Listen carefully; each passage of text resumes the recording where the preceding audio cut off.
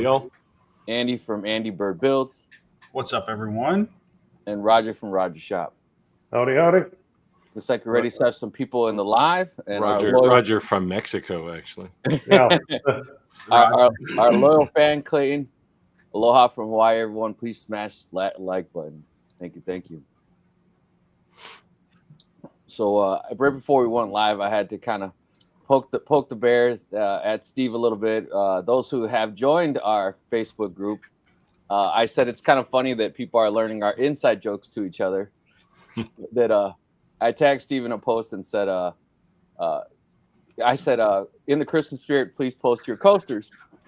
And as everyone starts posting their coasters, they tag Steve in a post and said, if you need coasters, contact Steve. Yeah. I posted one. I posted a glass one. I figured I'd do one that no one else has done. Yeah. So I thought that was pretty cool. I had to. Yeah. They say you can only make fun of your friends. So there you go. Yeah. All the good fun. I'm used to carrying the weight of the world around. So I can handle it. David said, good evening, everyone. Cold here in Wisconsin, even colder tomorrow. Let's get ready to rumble. Yep. Wisconsin. Happy hump day, everybody. Happy hump day. Wisconsin is almost like central Canada weather. Yeah, it looks like there's two Wisconsins. ATG Restore says hello from Wisconsin, at work but listening. Nice one. Sweet. So even more to say, people ask me all the time, why do I read all the comments and say to this exact point right here? He's not watching us. He just has us in his ear listening. So those two are at least joining us from the audio. Thank you. Appreciate you stopping in. There's not much to see, anyways. I mean, just for The silver I got my iguana shirt on today. So Yeah, Roger's got his. maybe I read it wrong. There's a lot to see. Roger's got his muscle shirt on there. He's doing some flexing. Nice one. We might attract a different crowd if we keep this up. Oh, look, we said greetings from Latvia. Awesome. Latvia, Europe. yeah. Nice one. So, Roger, you're still in Mexico? Yep, be here till Sunday. Then have to fly back to the cold in Illinois. So, how have you been enjoying your little stay? Oh, this is great. Other than today, it rained today, but otherwise it's been beautiful absolutely every day the last 2 weeks. So can't complain. Nice one. Nice. I think I've had like one sunny day in the last week. It's rained every day. You don't see the sun up there too much, do you? This time of year, it depends. It's just we're going through there's a bit of one of these, rivers, atmospheric rivers right now. That's Gotcha. just dropping a bit of rain. It's not heavy rain. It's just like a constant drizzle. I like this name. Hard work, woodwork. Hard work, woodwork. Love it. Yeah, I like Yeah, it. Omaha, Nebraska. Omaha, Nebraska. Omaha. Wonderful day. Wet, dark Belgium. Yeah. So we do have a global audience, which is outstanding. Oh, that's where Paul is. He's in Belgium. Man, Paul, you do some crazy things, man. It's like you need to send me your setting. Like I don't even get it. I saw some of these things, and then I saw a glimpse of like an old D1 in there, like a Exto D1, and it's like, holy cow! Yeah. I got thousands of dollars worth of laser technology, and I can't possibly do that. So yeah, and that's a great point. Like I learned this in my previous career. You can have all the tools in the world, and it doesn't equal what Paul's doing. It doesn't equal just because you can buy a tool or buy a material does not equal. That's why I love those comments. Like, CNC does all the work for you. I get those comments all the time. Like, that's not like you didn't actually do that. The machine did that. I'm like, okay, yeah, you just don't understand. Yeah, but the response to that is, well, that means a table saw does all the work for you too, right? Exactly. So those who are clues to what we're talking about, this is why you have to join our Facebook group, Shop Talk Live, to be able to brag and show some of your work. Phenomenal work that our subscribers are showing. I'm blown away, and just by like almost everyone. And I know we talk about it. Every single thing you make is not a success, right? There's trials and errors for reasons. We all have notebooks for reasons. But if you have some bragging rights, something you can post it up, man. I've been super shocked. And feel free to leave comments that bash Rick for a change instead of me.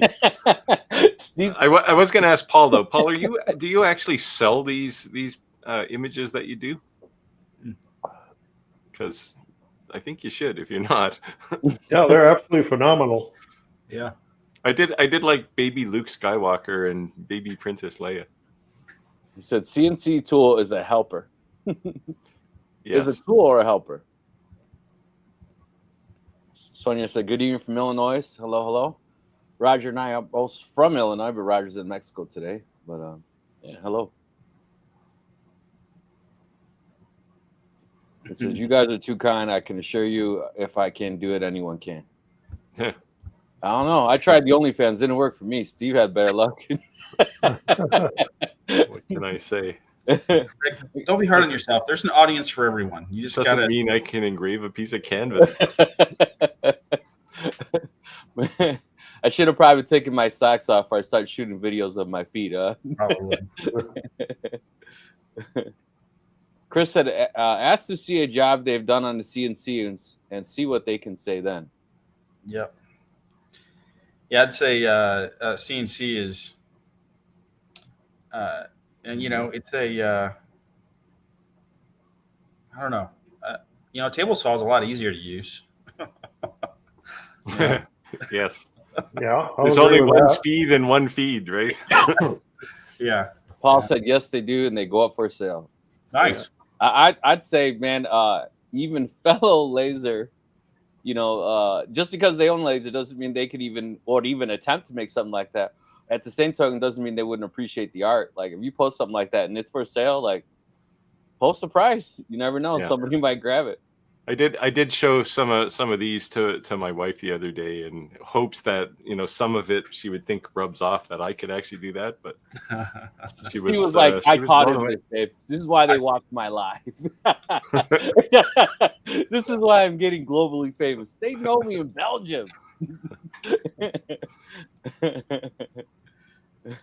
Well, they know her in Belgium too. Her head office is there, so there you go.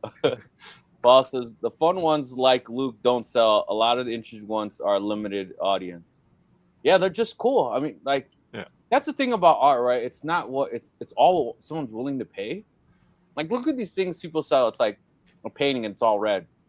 Like, how's that sell for $1 million? It's just completely a red canvas. I was at the Museum of Modern Art in San Francisco years ago, and there's just like a piece of red plexiglass on the wall, like red acrylic, and it was like, okay, this is art. I got a whole shop full of this stuff. Yeah, I'm gonna post it for sale. You're out front, like I got some. Hello from California. Hey, Herb. Yeah, if you're joining the live, let us know where you're joining us from. Let us know where you're joining from for sure. And if you have any questions, obviously post them in the comments, and we will get to them in the order they come in. Paul said, I think most overthink the process. Yeah, I don't think that's my problem. I hardly ever think. No, like when I saw like the one where he had molded one color and then the canvas where it was just like 3 stripes with 3 different colors. Yeah. That's when I was like, no, there's a science to this. Like it's not just it's not like a tile, right? Where it's white and you put in black over it and you're creating a grayscale effect. Like, no, it was the fox in the blue coat with the white collar. Now it's a little abstract, but the thought that went into it was way more than I would have put into it. Right. Yeah. So you guys got to check that out. You got to join our Facebook group. Yeah, and if you haven't connected to me on Facebook, do that. I haven't connected on you. I've randomly gone through a bunch of some of the heavy commenters on our group and said, "Hey, join me." Right, connect to my channel. I was gonna buy the silverfox.com, but Steve said he'd sue me if I forwarded it to his channel. So sorry, guys. Yeah, if you, yeah, just what I need. He's like, don't do it, Rick. No, I'm serious. Don't do it. It's only good humor until it's not. You went too far. Indiana's in the building. Yeah. I've been seeing you put out a lot of new content lately, Andy. Have I? Yeah. Yeah. This trying to wrap up the year. It's cool. Pushing myself. So I I think hit. I got Go ahead. my last video is coming out Sunday. Not ever, just for the year. Nice. My last video ever. No, I'm joking. But That's how rumors get started. I hit 3.3 million on YouTube like 4 or 5 days ago. Pretty cool. on a short. No. Period. Total Collectively. views. Oh, nice. Yeah. I'm somewhere around 3 million too. It's great. Yeah, I just I don't pay attention too much to that stuff. I rolled over 34,000 subscribers today. Thank you, Good job. anyone who's on the call that subscribes. Yeah. Steve, I think that's how you keep the joy and keep creating videos. Don't look at the numbers. Possibly, yeah. Because the numbers can suck the joy out of it. Yeah, analytics is a double-edged sword for sure. It is. Yeah. Also, like- I worked 12 hours on this video. How come it's only got 1,000 views? so I saw this guy today on Facebook. It's a YouTube Facebook group, and it's like people trying to grow their channel. And he was like, "I make $120,000 a year. Ask me any questions you want." And I was laughing because I was like, all he did was get people to subscribe to him, because average video had 200 to 300 views. I'm like, you're not getting 200 to 300 views on 500 videos making $120,000 a year. Yeah, no, I don't think so. Yeah. Well, subscribers don't really matter anyway to advertisers, right? It's Yeah. all views. You Right. count. Yeah. It's And retention. typically a good way to. What a lot of advertisers traditionally will do is they'll look at your last 10 videos, and they'll take the views on your last 10 videos, and they'll take an average, and that's the metric that they use. It's so funny you said that, because I went to New York and I posted some videos on my vacation, right? And exactly what you just said, Andy. They said, "Rick, how come your last couple of videos didn't do, 30,000, 20,000 views?" I said, "It's at Niagara Falls on vacation with my family. It was a family vacation. It wasn't really meant for like a review. I'm just on vacation. I took a road trip, cross-country road trip." They were like, "Oh." But I don't even think they dug into it. They just literally did exactly what you just said. Yep. You looked at the last 10 videos, and it was like Niagara Falls. It was my whole trip, my road trip. I was at the Empire State Building.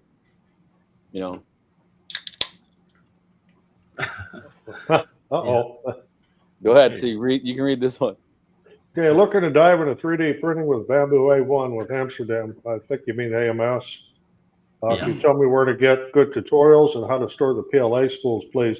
My fault. Yep. Okay, to store your spools, when you're not going to use them, don't take them out of the box or the wrapper. Leave them wrapped up tight until you're absolutely going to use them. If you have partial spools you need to store, get yourself an airtight, moisture-tight tote and some pellet and desiccant. Put it in a container, keep it inside that tote. When the desiccant changes color, spread it out in the oven or in the microwave, dry it out, and you can use it again. That's what I store mine in. They're in Sterilite's a brand, and it's a watertight, airtight tote. It's got a good gasket seal all the way around it. I didn't know you could reuse them. I've always thrown the bag out.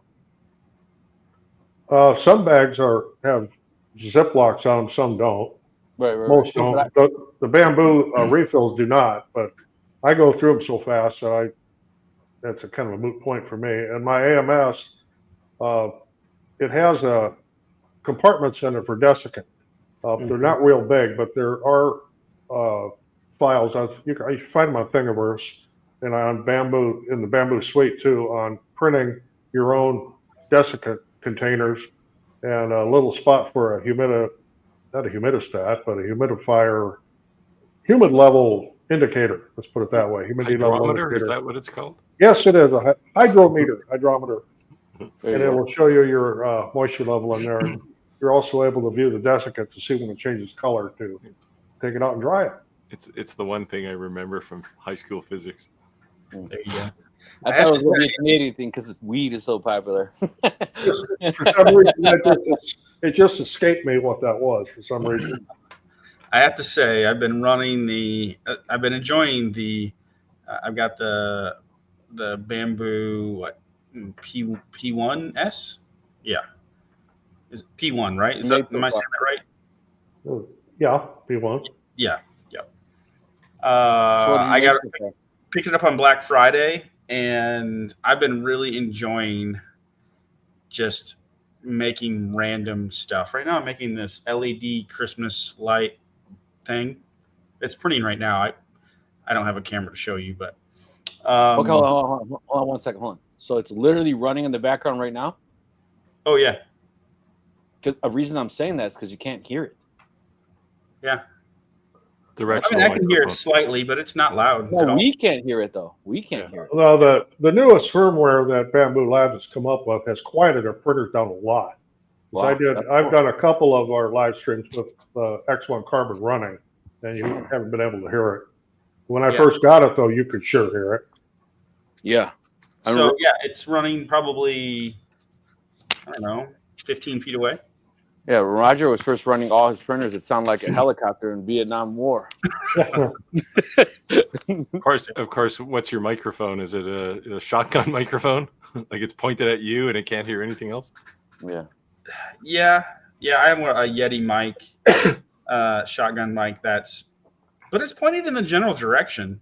Yeah, it's so cool. Yeah. Very cool. Well, some of the newer, like this Shure microphone that I have, the thing sees a hole about, that big. Yeah. So, like, I could have a fan running right here, and you wouldn't hear it. Yeah.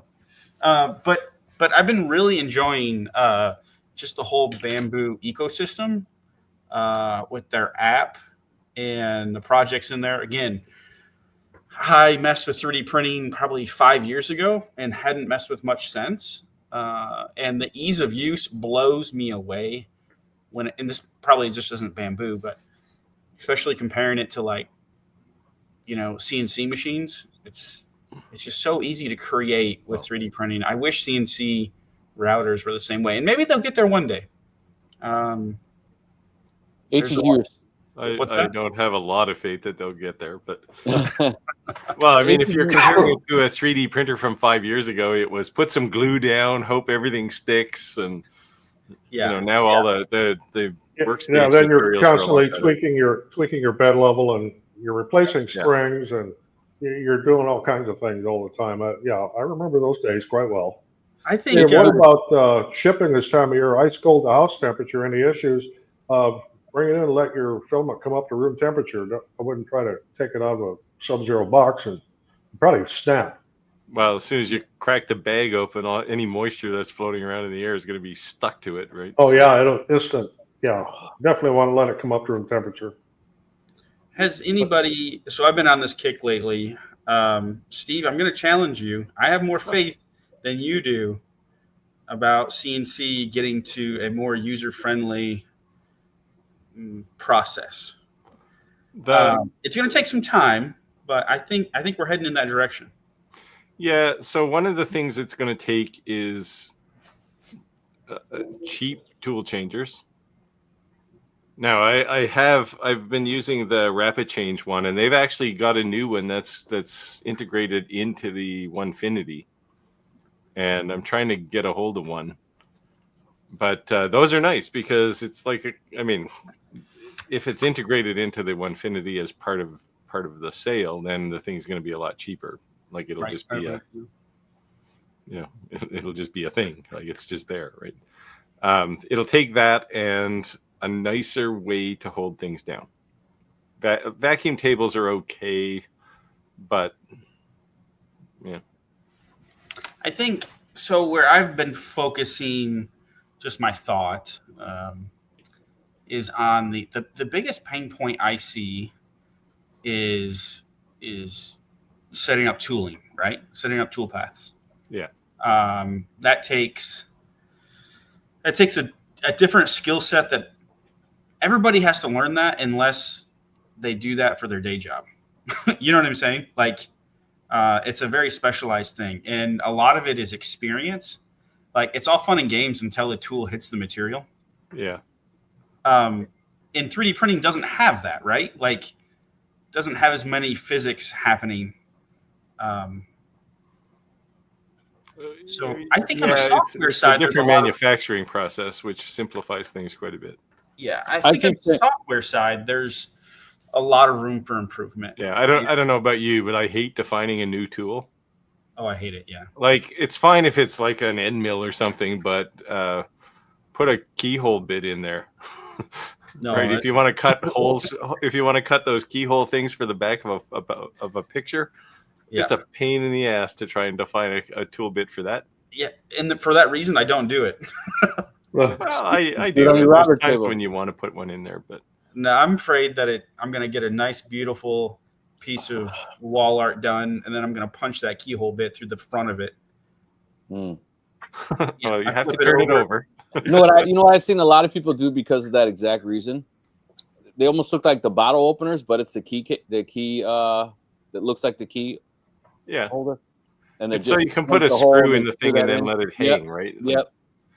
I just get the hand router out, and I made a little jig, and I just do it that way. I know I have a CNC, but The hard part isn't the bit. So you can just convince your software that the thing is just an end mill. right. It's to get the tool path right, because you got to drill in and then go forward and then come back and pull out, right? We're Yeah. still talking about routers. Yeah. Well, Yes. I'll see. Yes. What a dirty Steve, you mind want to you answer have, this man. question? You're the silver fox. I'm just making sure. You want to answer this question, Steve? Which question? This one? The one that's in the comments right now. You guys have any influence in X Tools? See if they can do the last hurrah on the D1. Yeah, I think the D1 is dead now. And there's a disadvantage on trying to extend that x-axis. The y-axis you can get away with, but unless they make that extrusion bigger than a 2020 on the X, you're going to have problems with bounce. Yeah, it's not 2020 on the D1. It's some weird custom thing, but it's still not going to be strong enough if you make the thing twice as long. It's interesting that they didn't announce that they're getting rid of the D1. They just quietly stopped selling it, which is kind of too bad because it's a good entry level laser and the thing is like rock solid. I mean, I don't know how old yours is. I have one that's pretty old and it still works like it's brand new. I still have one. I sold one of them. I've got one D1 yet. I've got the y-axis extension on. I use for port signs. Yeah, I have that one. The same configuration. So Sandcraft did a recent video on how he treats his filament for use. Yeah, I saw that. But I have 13 3D printers. He's got like 30. Samcraft started with 0, and then he went to like legit print farm. Like, yeah. He used to just do coasters. Yeah. See, and the coasters aren't making money, so he bought a print farm. Yeah. Well, he definitely found a market for. I haven't watched close enough to see exactly what he's selling, but he definitely found a market for something there. Yeah, very cool. I actually reached out to him to see if he wanted to join the live, and no dice. So we'll see. Maybe one day. Hello from York, Pennsylvania. Paul Owens from JT Phonics makes a large format dial laser. It's 4x4. Is that laser called the Onefinity Elite, or because you can put that same JTech laser on a Onefinity and get 4x4 workspace? I mean, Of course, technically, you have to buy a $6,000 CNC to do it, but technically, I think I have the biggest laser I've heard of. I have a 5x10 foot laser. So, because I have a laser on the Avid. So technically it's a 15 watt diode laser, 5x10 foot. So, hey, Paul, fly to Kentucky and we're going to make something massive. I saw that in there's an apparel company. Wall mural. Yeah. There's an apparel company not too far from me. They cut materials with lasers, and they make their own custom shirts. And they're like 2 sheets of plywood wide by like 3 sheets of plywood long. That's how big the bed is. And I'm like, this is insane. I've never seen a laser that big in my life, let alone to cut material. Like, that's crazy. Kathleen said, any suggestion on a workbench, Home Depot or Lowe's? I'll tell you what, Home Depot has this badass, I think it's DeWalt, where it has this crank and it raises and lowers, and it has like 4 drawers. It's like $250, $300. I think that's pretty badass. It's all metal with a wood top. If you don't want to build something. I just made my own. I know, I did too, but. And if you're looking for something portable, go to Harbor Freight and look at their U.S. General roll-around tool bench caddy thing or whatever they call those. Those they're not that expensive. They're actually pretty rugged. Yeah, they have a DeWalt. Yeah, it doesn't have to be huge if it's just holding up a P2. I mean, P2 weighs 70 pounds, but most of those tables are good for like 600 or 700 pounds. Are you making fun of us, Steve? What's that? Are you making fun of us? Well, maybe. You said if I have the opportunity, I will. No, you didn't get it. As an American, they huge. Huge. Yeah. So I said, are you making fun of us? Yeah. Well, yeah, we won't talk politics. Chris said, for Kehoe, I just draw a rectangle 30 millimeters high by 0.001 millimeters wide. Yeah, you can do that. I just go for like the finesse, right? I have this bit, and it works really well. Yeah, it's terrible in a trim router or something. You'd really need to figure out how to clamp it down. But in a CNC, it works really well. Yeah, it's pretty cool. Silver Fox, the Coaster King, is in the building. I actually, while I was posting the glass coaster on our Facebook group, I found a couple of slate coasters I did too, but I didn't show those. I'll leave those for the real coaster makers. He sells lots of jigs and fixtures, D1, F1. I did see that. He hit the ground selling jigs like crazy. And so that's Sam. Yeah, obviously you got some sales, and then he just scaled. Yep. So he's good for him. Right. Paul apparently is on his way. Man, can you imagine that video, Paul? We did like a 5x10 mural. Like a giant scale Mona Lisa or something. Yeah, don't tempt me. He's got enough attention. We might start a GoFundMe. GoFundMe Paul to make the road trip for the shop. That video might. Yeah, that's pretty crazy. What you need to do is ask Avid if they will sponsor this. There you go. My wheels are turning. We could make it. We could make it happen. It's really just the flight, right? He can sleep on your couch. Oh, I got this couch right here, right there. He doesn't even have to leave the shop. He doesn't. 15 hours run time, no problem, bro. Go to sleep. I'll be in the house. Be right here. I got you a beer fridge. You're good. Yeah. I mean, what's the flight? Probably from Belgium. Probably $1,500. It's probably it depends. Might be. Depends. Yeah. At least that. Chris said he saw a video of a guy cutting cloth 10 feet by 50 feet. Yeah, that's what I'm saying. Those machines are huge. That's wild. Yeah. They had like 7 women just on sewing machines, and they were, after cutting this, making their own shirts. So it's crazy. I guess. I mean, if the table is 50 feet long, I guess they can get away with it because it's not like you're making clothing, right? It's not like it has to be accurate to within a millimeter. Yeah, that's a good point. Yeah. So if the head bounces around a bit, you're still okay. A lot of what I saw them do is like making those soccer jersey type shirts. That like are full the mesh print. Ones. Yes, full prints. When they print them and then they cut them out. Oh.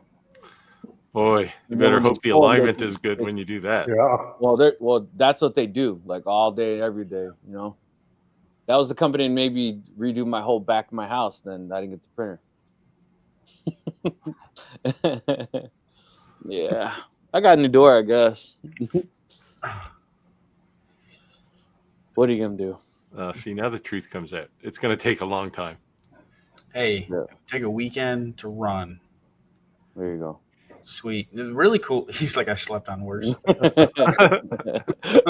In worse, not on worse. So You slept really, in the worse. way this goes is like we need to make something for somebody. So like what you do is we need to pitch it to like a celebrity or something, so we can also get that the other part. So you bring in Avid, you bring in the celebrity, we create something Come for on, them. Shaq. Come on, Boom. Shaq. He always does wild stuff like that. Hey, yeah, we'll make something for Shaq. Hey, I know Jimmy DiResta has made stuff for Shaq. Yeah, Shaq does wild stuff. You're going to hone in on that business, are you? There you go. What if we made Perfect. Shaq? Hey, if we made Shaq, we could get his attention. There you go. A big picture of Shaq. It's like He a can't double ignore a 5x10 mural of himself. Shaq. So Aldridge said, I make a lot of wall hangings with the single keyhole. I do them on a router table instead of the CNC. Yeah. It's faster than reclamping down and doing a 30-second cut. Yeah, I mean, I really mean to. I've meant to do a video on the router table I built too, and one of these days. But yeah, I'm finding the router table is faster for a lot of things. If you just want to run a round over around the edge of something, router table is way faster than a CNC.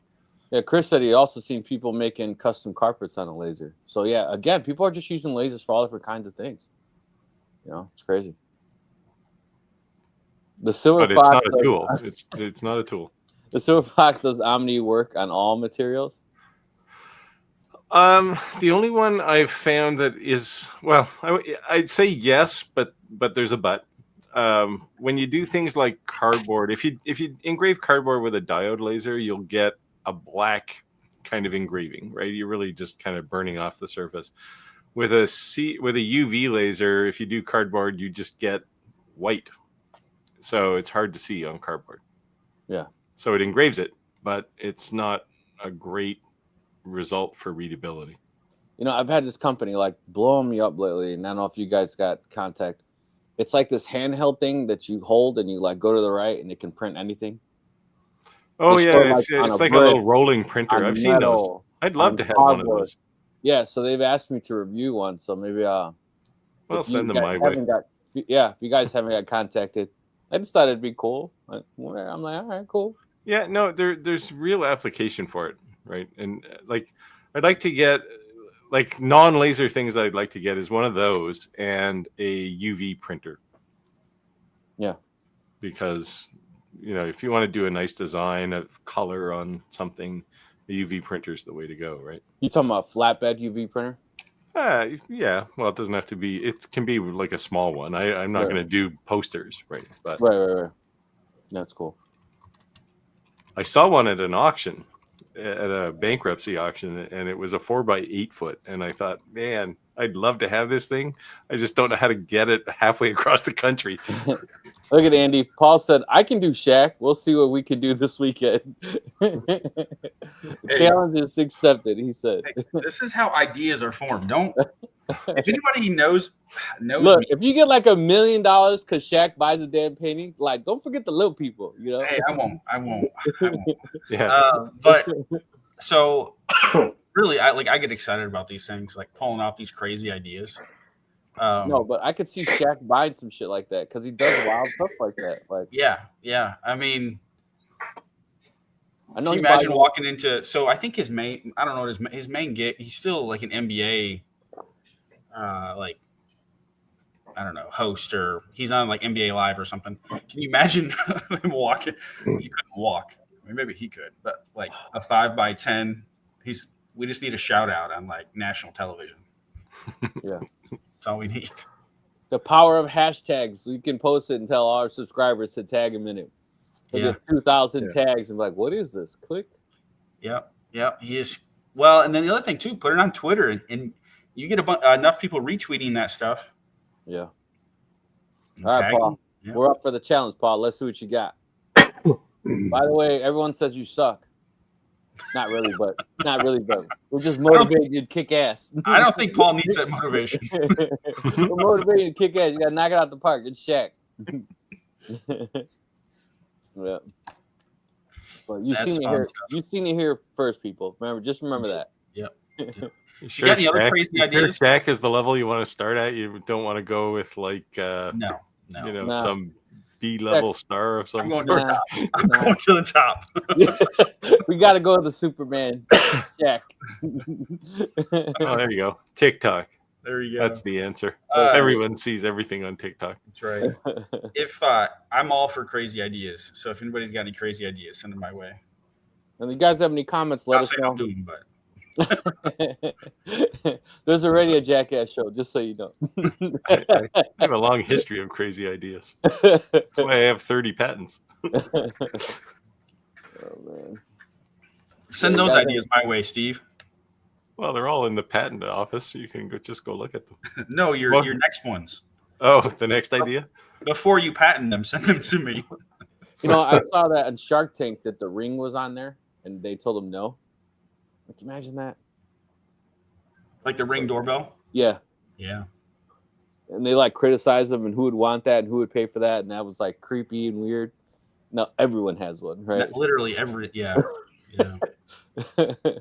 Go big or go home. Yeah, Exactly. I don't have one of those because that would mean somebody would have to ring my doorbell. Oh, here we go. Have I heard I anything have lots of about the, surveillance cameras around, though. have I heard anything about the Bamboo Labs H2D? Yes, I have heard a little bit about it. But Bamboo Labs hasn't contacted me about anything. It's what it is. It has a dual extruder and its own AMS. You want to explain what that means? Much larger build area than the X1 series. So it's going to be priced above the X1C.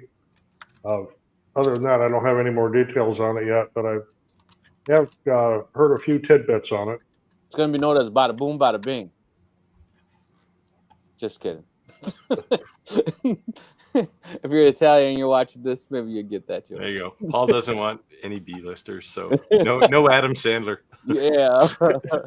Hey, Paul, this is your world. We're just living in it, man. Whatever you want. Hey, Adam He's Sandler just riding on your coattails. Adam Sandler only does his own friends. Like the last 80 movies, it's like the same 8 people. Yeah. If we're going to the top, we need to Maybe. just go straight for Taylor Swift. Yeah. So if anybody knows Shaq, hook us up. Yeah. Or Taylor Swift, hook us up. There you go. Craziness. You guys got any cool projects coming up? I actually do. I'm excited. I'm not going to be filming this one, which I'm excited about. I'm building my son I bought some plans. I'm building him like this massive tractor bed. Nice. The Like- bulldozer looking one? Yep. It's be his first big boy bed. We're redoing his bedroom for Christmas. That's his Christmas gift, and so one of his Christmas gifts. How's that going to be a surprise? Doesn't he sleep in it? Well, we have our spare bedroom, so we're gonna turn that. He's actually gonna be moving bedrooms. Oh, to be able to hide it. Yeah. Nice. So- How old is your son? 3.5. Okay. My son's 4. It's easy to hide things from a 3.5-year-old. It Yeah, is. I put my son to sleep in his room, and I wake up 50% of the time with him sleeping in my room. I'm like, oh, okay, dude. And for your future benefit, Andy, it's also easy to hide things from 18-year-olds. It's everywhere in between where they pay attention. Chris said, get AI to do Shaq, Taylor Swift, a duo. A duo, yeah. We're not trying to get sued. We're trying to make Yeah, money. Well, she's pretty tall. It's not like she'd even have to stand on a box. That's true. That is true. Funny though. Oh man, Adam who? Sorry, Paul wrote back one. Oh, that's why he's a B-lister, right? Like, No one knows him. Oh man, he's still kind of cool. Actually, my wife and I actually went and saw him, his stand-up. I think it was last year. It was pretty good. The only stand-up I've ever seen, I saw George Lopez, and I was surprised how rude he was. He literally wrote in Spanish like swearing, saying like, if he catches you recording on your phone or taking any pictures, they're just going to immediately kick you out and keep your phone. And that's how he makes his money. So don't be a. I was like, wow. You know what I mean? I was like, dude, chill out. You know what I mean? Like, holy cow. There's on monitors everywhere. And then I went and saw Gabriel Iglesias. And he wasn't that funny. And the only reason I say it wasn't that funny was because I bought his DVDs. That's all it was. He had zero new material. Oh yeah, he uses the same material over quite a bit. That's a fluffy thing. And I was like, it was funny when I watched it on the DVD like 2 times. I didn't pay $100 to be here to hear you. I already seen the DVD. Come on, man. You know what I mean? Yeah. But George Lopez was funny. I was just surprised that he was offensive like that. You so know, he's not getting immortalized by Paul. No, sorry, George. If you're listening, you ruined your opportunity. Clean it up. You're blowing it. Yeah. You know, but that's the thing though, right? You know, you don't really know how a celebrity actually really is. Like they're a celebrity, you don't know them personally, right? Are they down to earth kind of person, or are they, you know, crazy? But yeah. Anybody else have any projects they're working on? Well, I've got one when I get back. It's a new dust collector. Nice. It's going to be a job. And then I do have a buyer, I think now, for my table saw. So once he picks that up, I will be ordering a saw stop. You give it a DeWalt? In there till January. Yeah, I'd like to get one. I have a DeWalt table saw too, a portable one that I use from time to time. And I want to put the big saw in the shop where we do production on things. I want to get a saw stop and probably go all out on it. Built-in router table and everything. Kind of like what I have now, but newer, like 50 years newer. So I reached out to Andy via email and said, hey, Andy, I need advice on a CNC. Because where would I go any better than Andy? And I think I'm ready to make that jump. So You gonna buy a CNC? I thought you had a CNC. I do it, but it's a little too tree. Oh, okay. Well, I'm not knocking them. I'm just saying, like, Yeah. Well, yeah. There's a massive difference between what you're considering and that. Yeah. Right. Yeah, I'm not saying it's. Are you looking like pro level, like Avid 5G, level, or entry level? Huh? Like 5G level. Like Onefinity. Onefinity. Yeah. Level.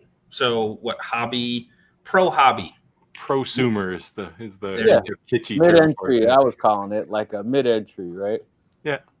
It's not bottom of the barrel. It's not top. It's kind of middle. Yeah, I would call the regular Onefinity the prosumer, and the elite is probably a little higher than that. It's not quite the Avid level by far, but you can do production stuff on it. Definitely. I mean, I think it's actually the video on Sunday I talk about this a little bit. And so I bought a Shapeoko 3. I started on a Shapeoko 3 XXL, which is completely belt driven. And the X and Y belt drive aren't an issue really. The problem on that machine was the Z was belt driven, which was an issue. Wow. Yeah. That would bounce around like crazy. Oh yeah, and I had a set screw that always came loose, and they fixed that. But this was back in 2017, so they're on the Shapeoko 5 Pro now. So, and they've gone to ball screws too, right? Yeah. That was Onefinity keeping them honest, right? They were getting eaten alive by Onefinity. Yeah. And so 2017, I bought my first CNC. The reason I share that is because, like, I made over $100,000 with that CNC. Like, I did things on it that I was, that if you go back and look at my channel, like making 100 cracker trays, I did that on that Shapeoko 3. So you fast forward now 7 years, and these machines are 5 times of what that machine was, right?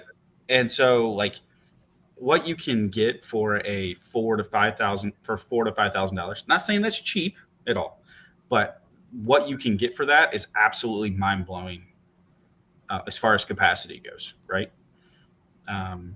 So you're going to be happy in that price range, and you're not going to be limited. So I want to expand upon what I'm already doing, and then I want to build on existing customers.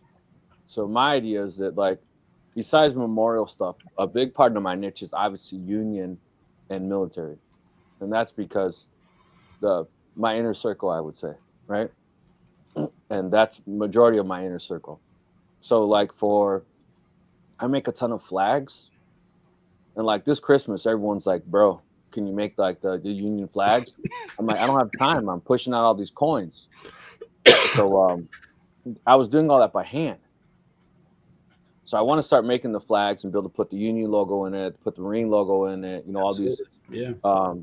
And then I also want to be able to do either raised stars, like actually cut out stars and then glue them on so they're raised. And maybe I can even do a slight inlay just so they're easy to lay out. You know what I mean? I'm not, it makes them easy to align it because it's just a small recess and then a kind of a 3D effect with the star I already have. And then I know I used to be big in a car club scene. So this area, I can go to every shop in my area and be like, hey man, I'll cut you custom speaker boxes, because they want underneath the pickup, they want that custom box underneath the pickup that they lift the seat up. And in front it says Ram, or it says Dodge, or it says Chevy, or it says Laramie, because all these shops, they do crazy covers. And if I can just cut that out and glue some plexiglass or just hand on the piece to front end and they put it all together, because you're doing business to business, I don't have to assemble the thing. I can just kind of give them all cut out and say, here you go. And that'll be high production work for me. Yeah. Yeah. I think with your skill, the reason I recommend probably going, so I'm a Shapeoko guy through and through. I love it. I have been, that's where I started, but I recommended the Onefinity to you, Rick, just because of where you are at in your CNC, I guess, journey. You have a lot of experience with lasers. You aren't brand new to the whole thing. Does that make sense? Right, I get you. And so I would go the Onefinity route, or honestly, the alt mill is really impressive as well. Look at Steve. Look at me, man. Recommending 2 Canadian products. Even with those small stepper motors. Don't even get me started. I was corrected. Same size as Onefinity. But again, Steve, and can you speak to like stepper motors and like torque and power and like there's so much to a stepper motor. I'm getting off topic here, but there's so much to a stepper motor than face value. Yeah, well, there is and there isn't, right? Like a stepper motor is basically 2 or 3 coils, depending on the motor, and they just turn them on and off in sequence and make the thing rotate, right? So conceptually, they're simple, basic, yeah. But the ones that you would have in like a 3D printer or NEMA 17. NEMA 17. And the ones that tend to be in CNCs are NEMA 23s, which are a whole lot more torque and a whole lot more drive power, right? They're definitely much bigger. The ones on my Avid are NEMA 34s. Yeah, they'll be like washing machine motors. Yeah, I mean, they're like this big. Yeah. But the big they're closed loop. They must be closed loop too then. Well, they're using rack and pinion. So the recent upgrade with Avid, they put a encoder on each stepper motor. Yeah, so they're closed loop. And so the ones I have aren't closed loop. The new upgrade they just put out are. Yeah. For people who are not CNC experts, closed loop versus open loop. In open loop, the controller says move 37 pulses, so move 3 millimeters. In closed loop, there's an encoder attached to the motor to say, yes, I actually moved that much. That's the difference. Like check and balance. Yeah. Double check, Charlie. Yeah. So, but there's also a big difference in those stepper motors and sound, right? Like how quiet or loud they are. NEMA 32s are pretty quiet.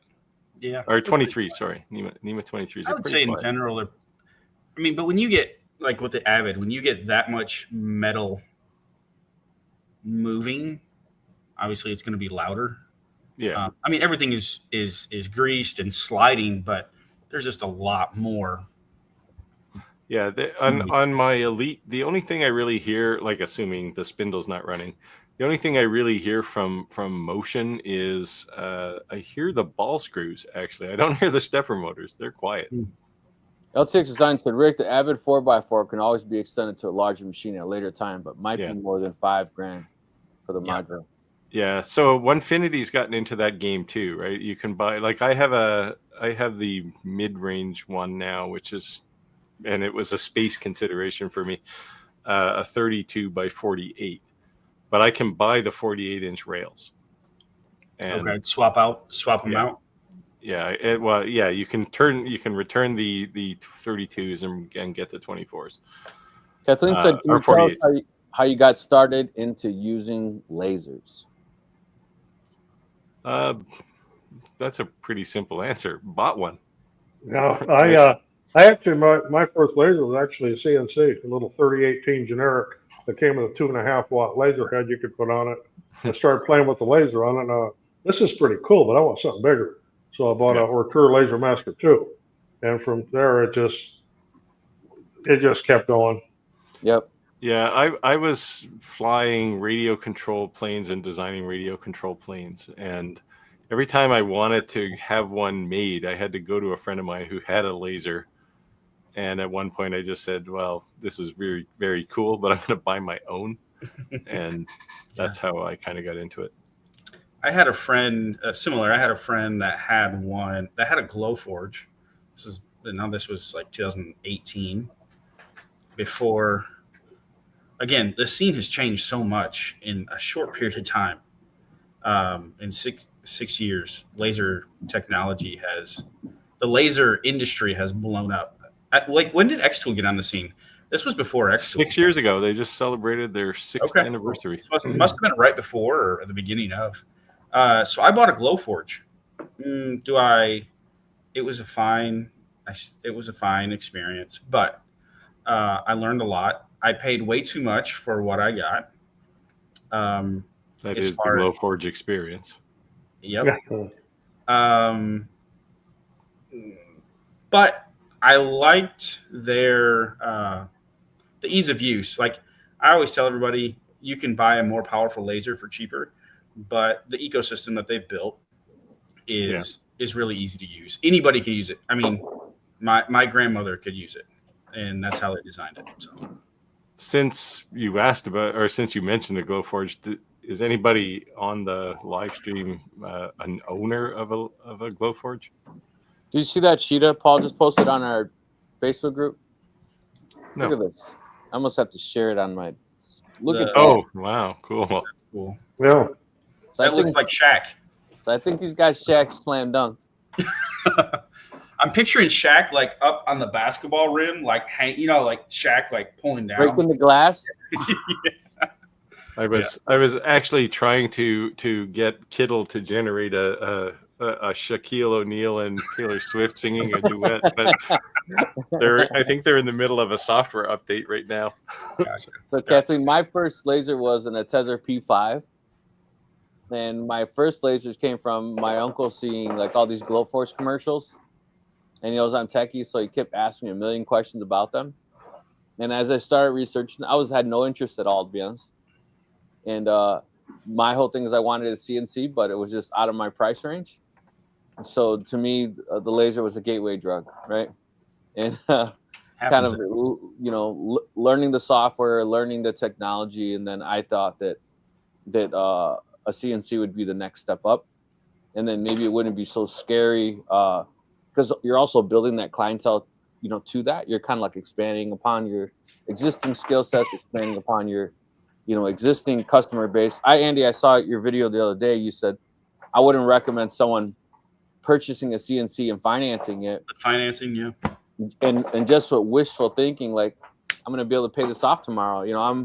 we're not pump and dump YouTubers. There's plenty of them. You can go watch their channel. We're gonna tell you like it is. We're not gonna sell you a dream. If you're really successful, you can finance your second one, but if you're really successful, you won't have to. Right. So yeah, it's like, yeah. Yep. Like, don't get me wrong. If you have one of those credit cards and it's like 3 years, 0% interest, and that's your way of spoiling yourself, and you're gonna pay your little $82 a month, and you're like, I blow that at McDonald's, whatever. I get it, right? Yeah. And but so if you're like, I can't afford to pay my bills, and I'm expecting this to pay for itself, you have to be able to pay for it, and not expecting it to make zero income. Yes. Right. Yeah. So the key is that do not fall into the trap of thinking that the CNC is going to make the money to make the payment. Right. Right.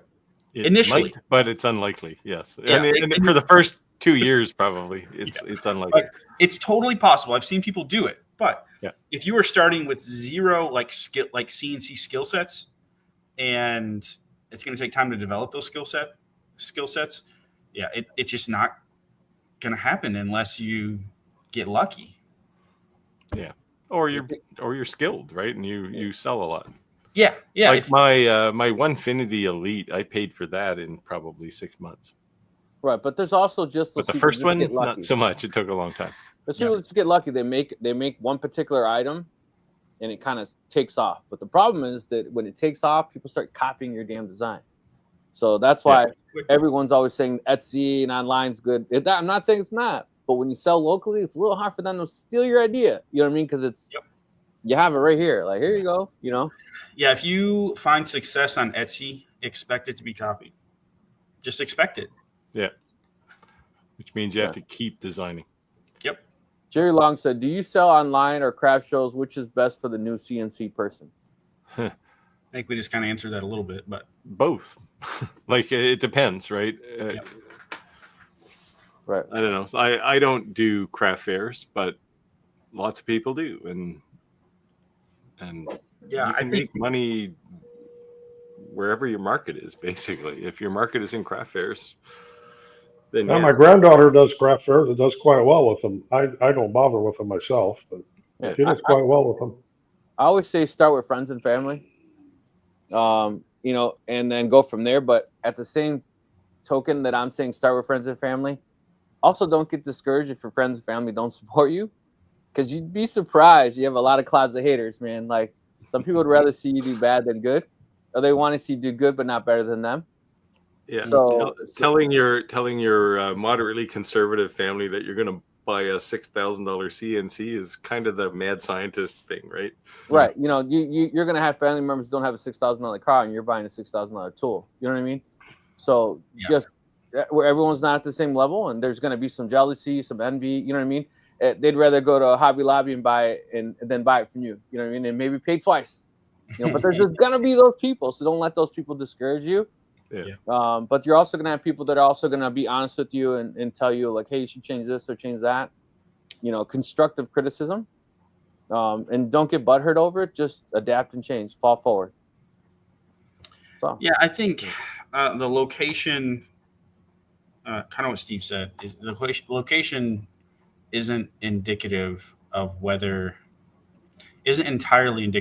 your item's going to sell or not. It's about putting some forethought when you're creating things, putting forethought on like where I'm going to sell this, like before you make it. So many people make things, whether they're downloading files off Etsy, which is completely fine, or they're coming up with their own projects. They make it all, and then with no forethought on who's gonna buy it, or not like who, but like what type of person, And so finding your market, that does take some experimentation, but we talk about it a lot, but find your niche, create for a niche. Like Rick, you were sharing about, military and Union SEALs. Like, you're creating those things for that's what I'm talking about. You're creating those things for someone that, like, those things mean something to them. Right. Yeah. If whatever product you build is the key market for it is like 24-year-old goths, right? You're not going to find them at a flea market or a craft fair. You're going to find them online. Especially if it's sunny out. But if you're catering to a domestic kind of customer, think coasters, right? You're going to sell a lot of those at craft fairs. So one thing that, speaking of coasters, and I saw someone say, is that the biggest mistake they made with coasters was that that they offered all these different designs and said, hey, you can pick, 5 for 10 or whatever, those set price. And they got stuck with a bunch of random coasters that sucked.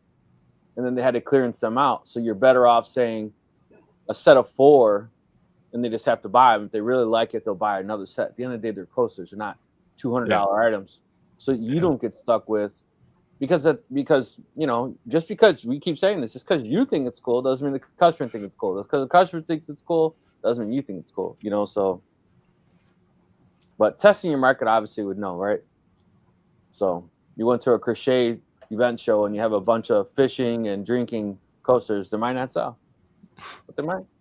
Maybe the guy's walking around. But engraved crochet needles will sell like crazy. his wife dragged him there, and he's like, "Oh, damn, I'm gonna buy something too." You never know, but just saying. look at this one. Paul said, "I think I have a Baby Shack image with a Star Wars character." Oh man, he's getting creative out of this one. Thinking outside the box. We've got to see that, Paul. So he's not going to sleep tonight. I have a feeling that we're going to see that picture if it's not in Shaq's wall on the back of Andy's. Yeah, I give it to the end of next week before we see it pop up on the. Gotta go for auction on the live. I mean, the thing is probably what Belgium is 5 hours ahead of us.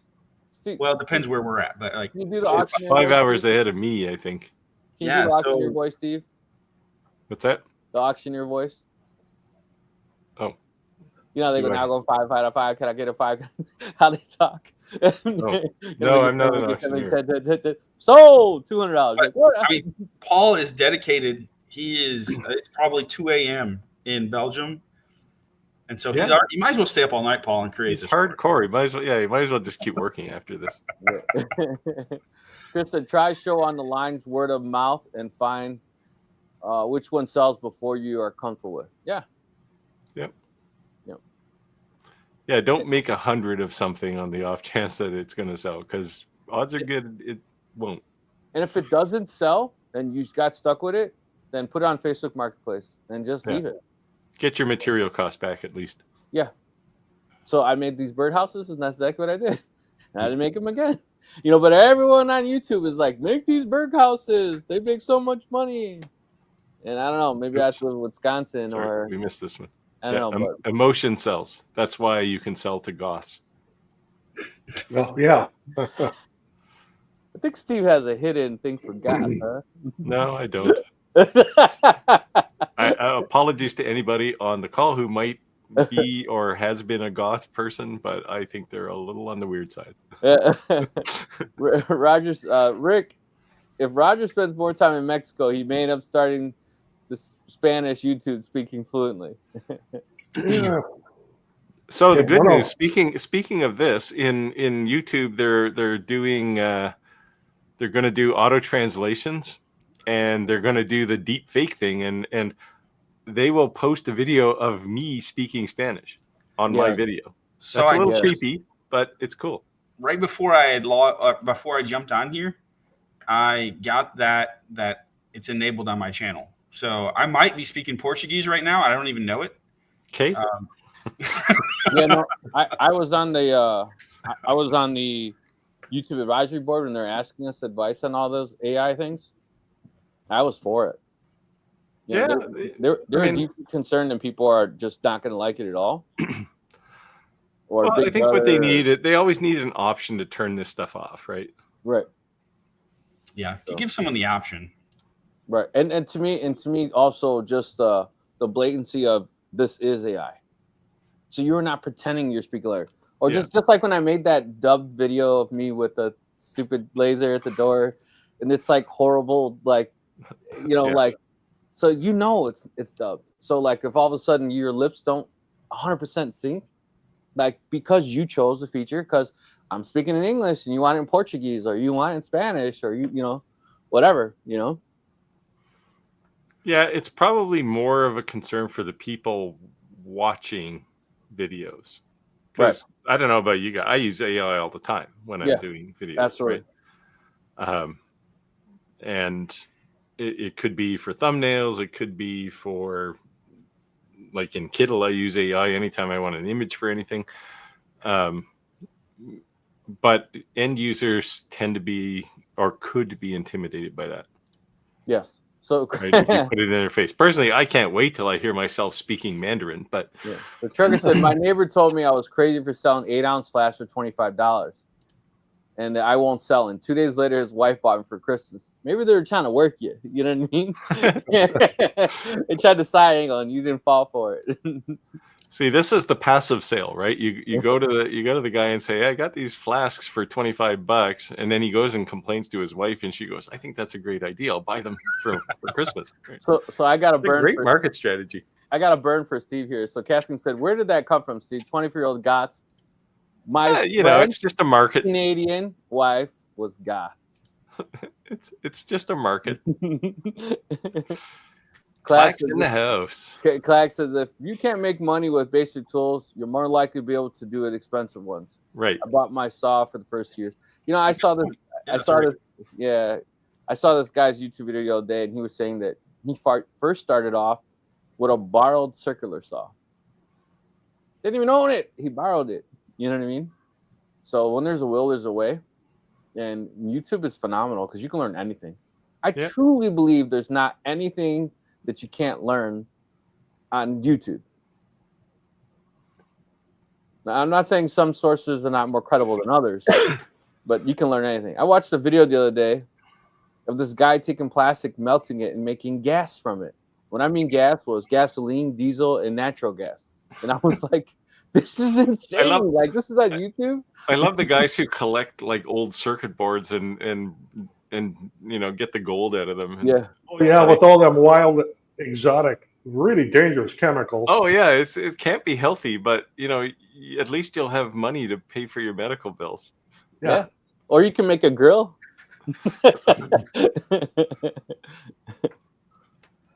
7 hours. Oh, look at this. Paul said 7 hours from your start time. Yeah. So you guys are 2 hours from me. So okay, he's 5 hours. He says he has to work in 4 hours. He has to work in 4 hours. Don't worry about Paul. it. Dedicated, Paul. We appreciate you, man. That's awesome. Yeah.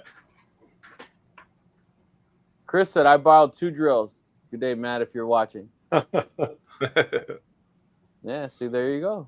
Exactly what I'm saying. So get in where you fit in, and my bandsaw, I have a Grizzly bandsaw. It's not mine. Why did I say my bandsaw? I've been borrowing it for 2 years from a friend. I haven't even bought one yet. He's like, I don't ever use this. Take it. So it's literally it's time to move now, so he doesn't know where you went. Yeah, I know, right? Free bandsaw. Yeah. He came over. I showed him the new shop the other day, and he's like, "Oh, look, my bandsaw." I remember that. Yeah, years ago. I had an oscilloscope, and I loaned it to somebody. I loaned it to my brother actually, and he used it for a while, and then loaned it to someone else. And just recently, about the 4th or 5th person who is now in possession of it mentioned to me that they have it, and I went, "That was mine from like the 90s." Yeah, I had that happen with extension ladder. I've been trying to get that back ever since. Like, oh, you got a bucket? You don't need an extension ladder? I don't have a bucket anymore. I've been trying to get my extension ladder back. Just sign out a truck if you need something. I need one of those to change the batteries in my weather station because it's 16 feet off the ground.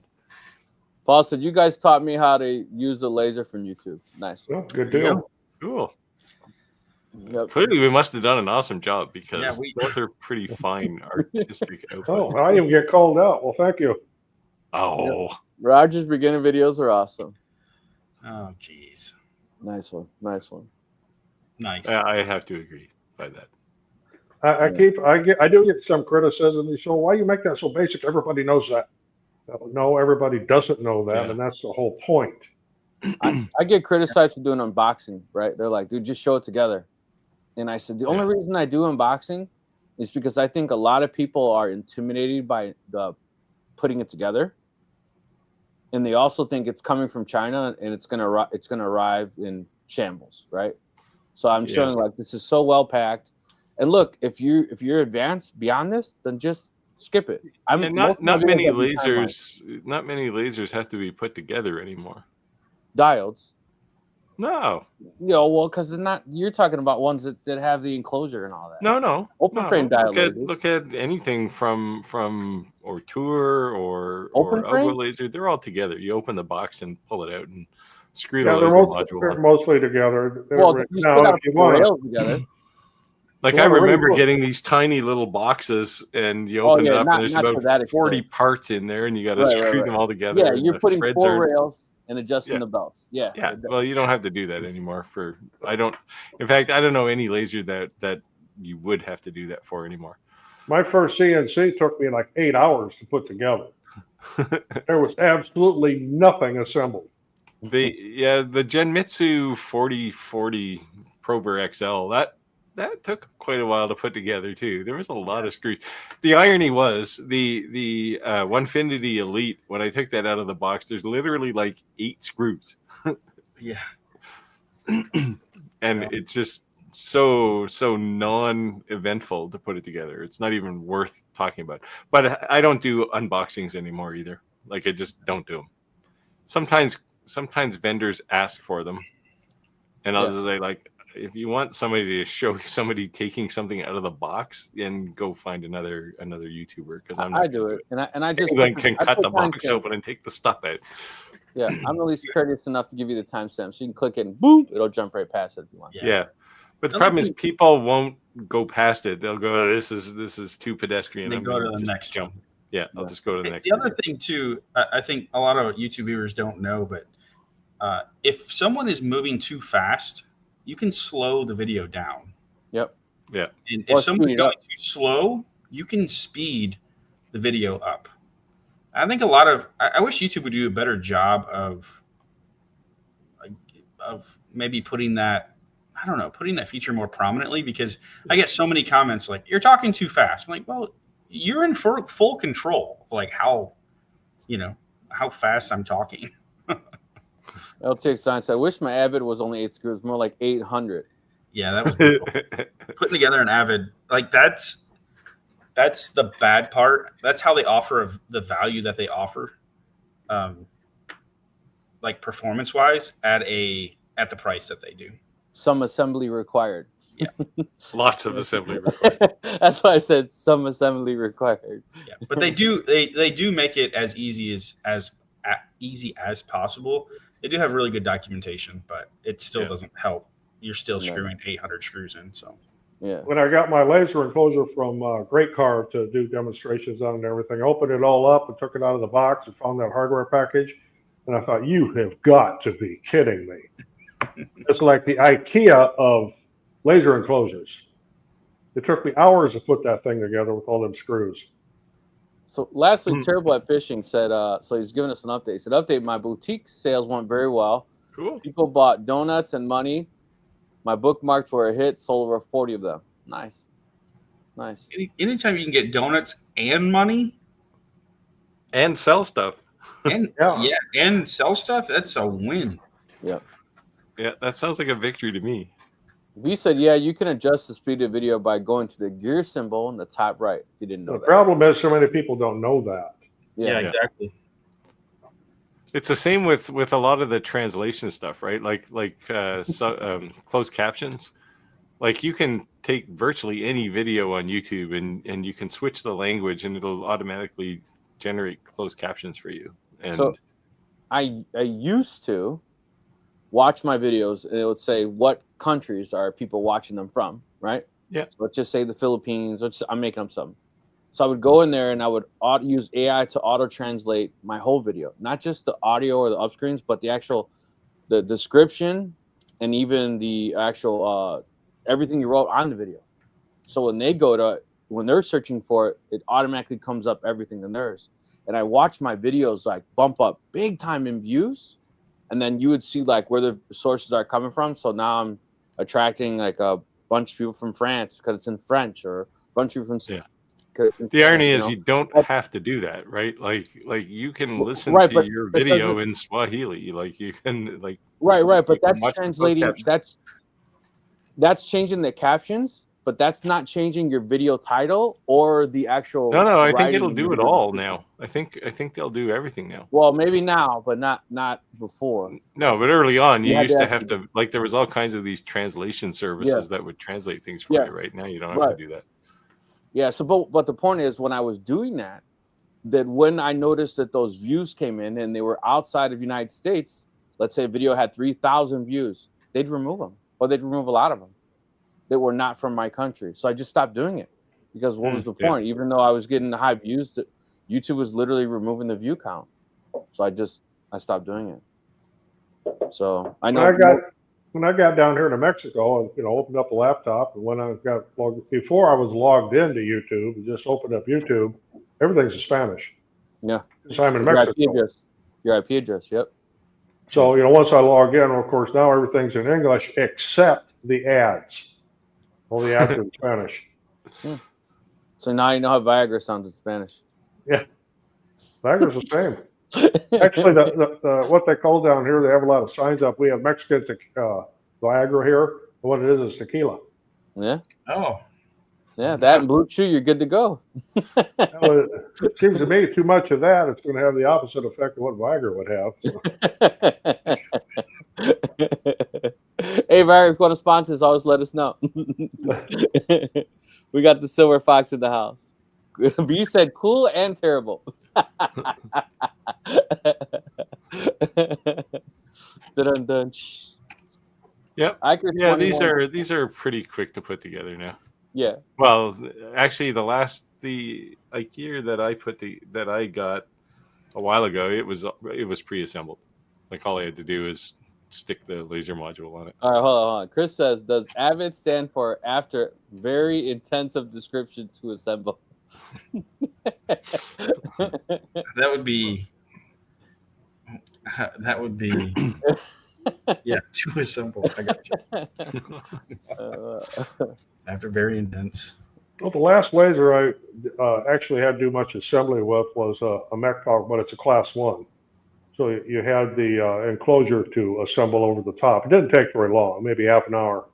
But the base part of the laser, everything, that was already all assembled. Nice. Yeah. Yeah, the Falcon 2 is the same. And I had to assemble the top part of a Falcon 2 and a Falcon 2 Pro, and it was surprisingly difficult to put together. There was just lots of little screws, and it wasn't good. All right, Andy, you're up. Hello. Man, this question. He's from Canada, so Steve, go ahead, take it away. Why? Because he speaks the same language I do? I don't know anything about these Canadian companies. Nah. Oh, well, I don't. I mean, I know Onefinity only because I have one. Altmill, I know of them. All right. So hello from Toronto. Wanted to get your input on the Altmill versus you're probably not a lot further away from Toronto than I am, but that's actually a good point. Yeah. Both 4x4. Looking for this to be my 7+ year purchase.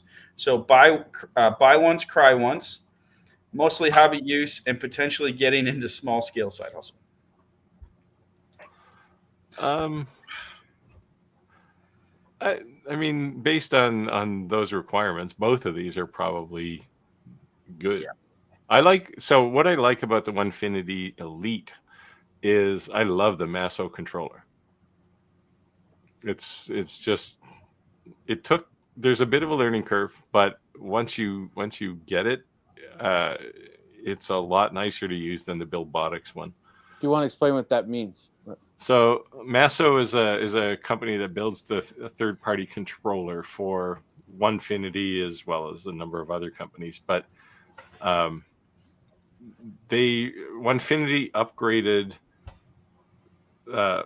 from their original Buildbotics controller, which is a 3-axis controller, and then they went to the Onefinity Elite, which is a 4-axis controller. So, but it's got a huge display. It's a big 10-inch display.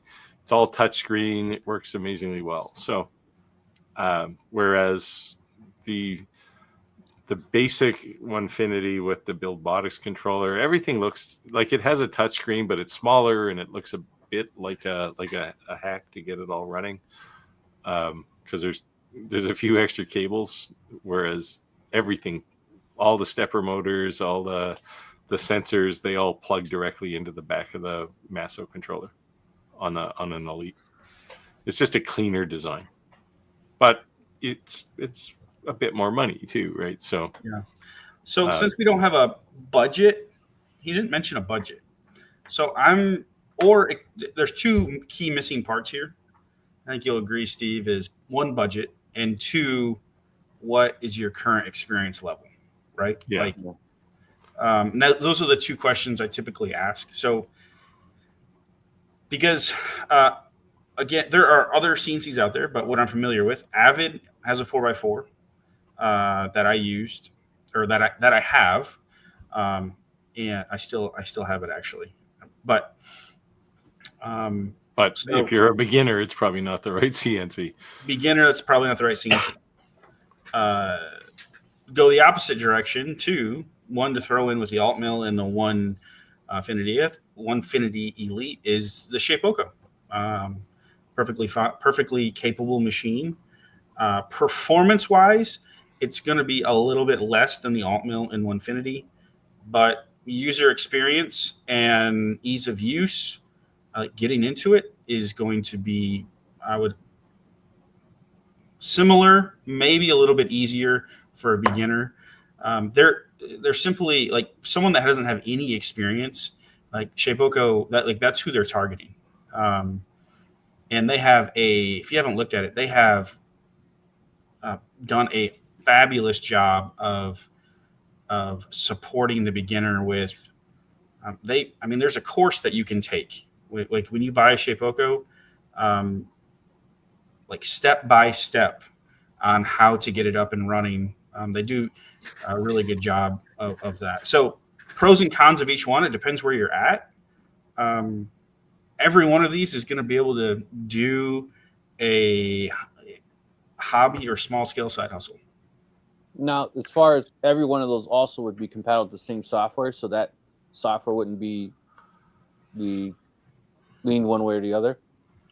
So alt mill and the Onefinity, you're going to be running Vectric or Carveco. But yeah. So the reason I paused is I don't know if I've ever heard anybody that has an alt mill using Carveco, but like it's a lot. It's very common with. I know Roger uses Carveco. Yeah, I'm the oddball here, so. Yeah. The Shapeoko is going to use their own software, Carbide Create, Carbide Motion. Could you use VCarve or Vectric with? Yeah, you can. Yeah, but it's interesting because Shapeoko kind of loses its flavor at that point, right? So it's like an Xtool using Lightburn. You're saying there's some proprietary things, the reason why you'd want to. Yeah, exactly. Yeah, but there's a lot of people that use VCarve, and actually next year I'm going to be using VCarve a lot with Shapeoko. The only thing with using VCarve is it's everywhere, right? So if you then decide sometime between now and 7+ years away, you want to upgrade to a different CNC, you already know the software. True. Yeah. And so I think the interesting thing, like a lot of people, I was actually in the conversation with one of the CEOs of one of these companies, and he said that which I appreciated it. He said that my message on when it comes to buying a CNC, there's more than just performance. I think most often people default to performance, right? Like they're comparing how fast can this thing run? What can I do with it? How fast? But that is just like this much of the equation. How easy is what you should start with. Yeah, because the reality is that most people that are just making decisions on speed will never gain the skill set to run the machine as fast as it can.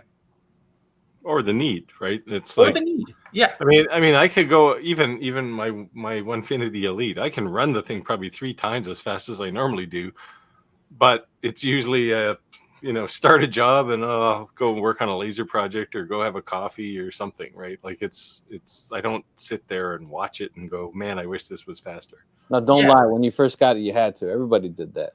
First times.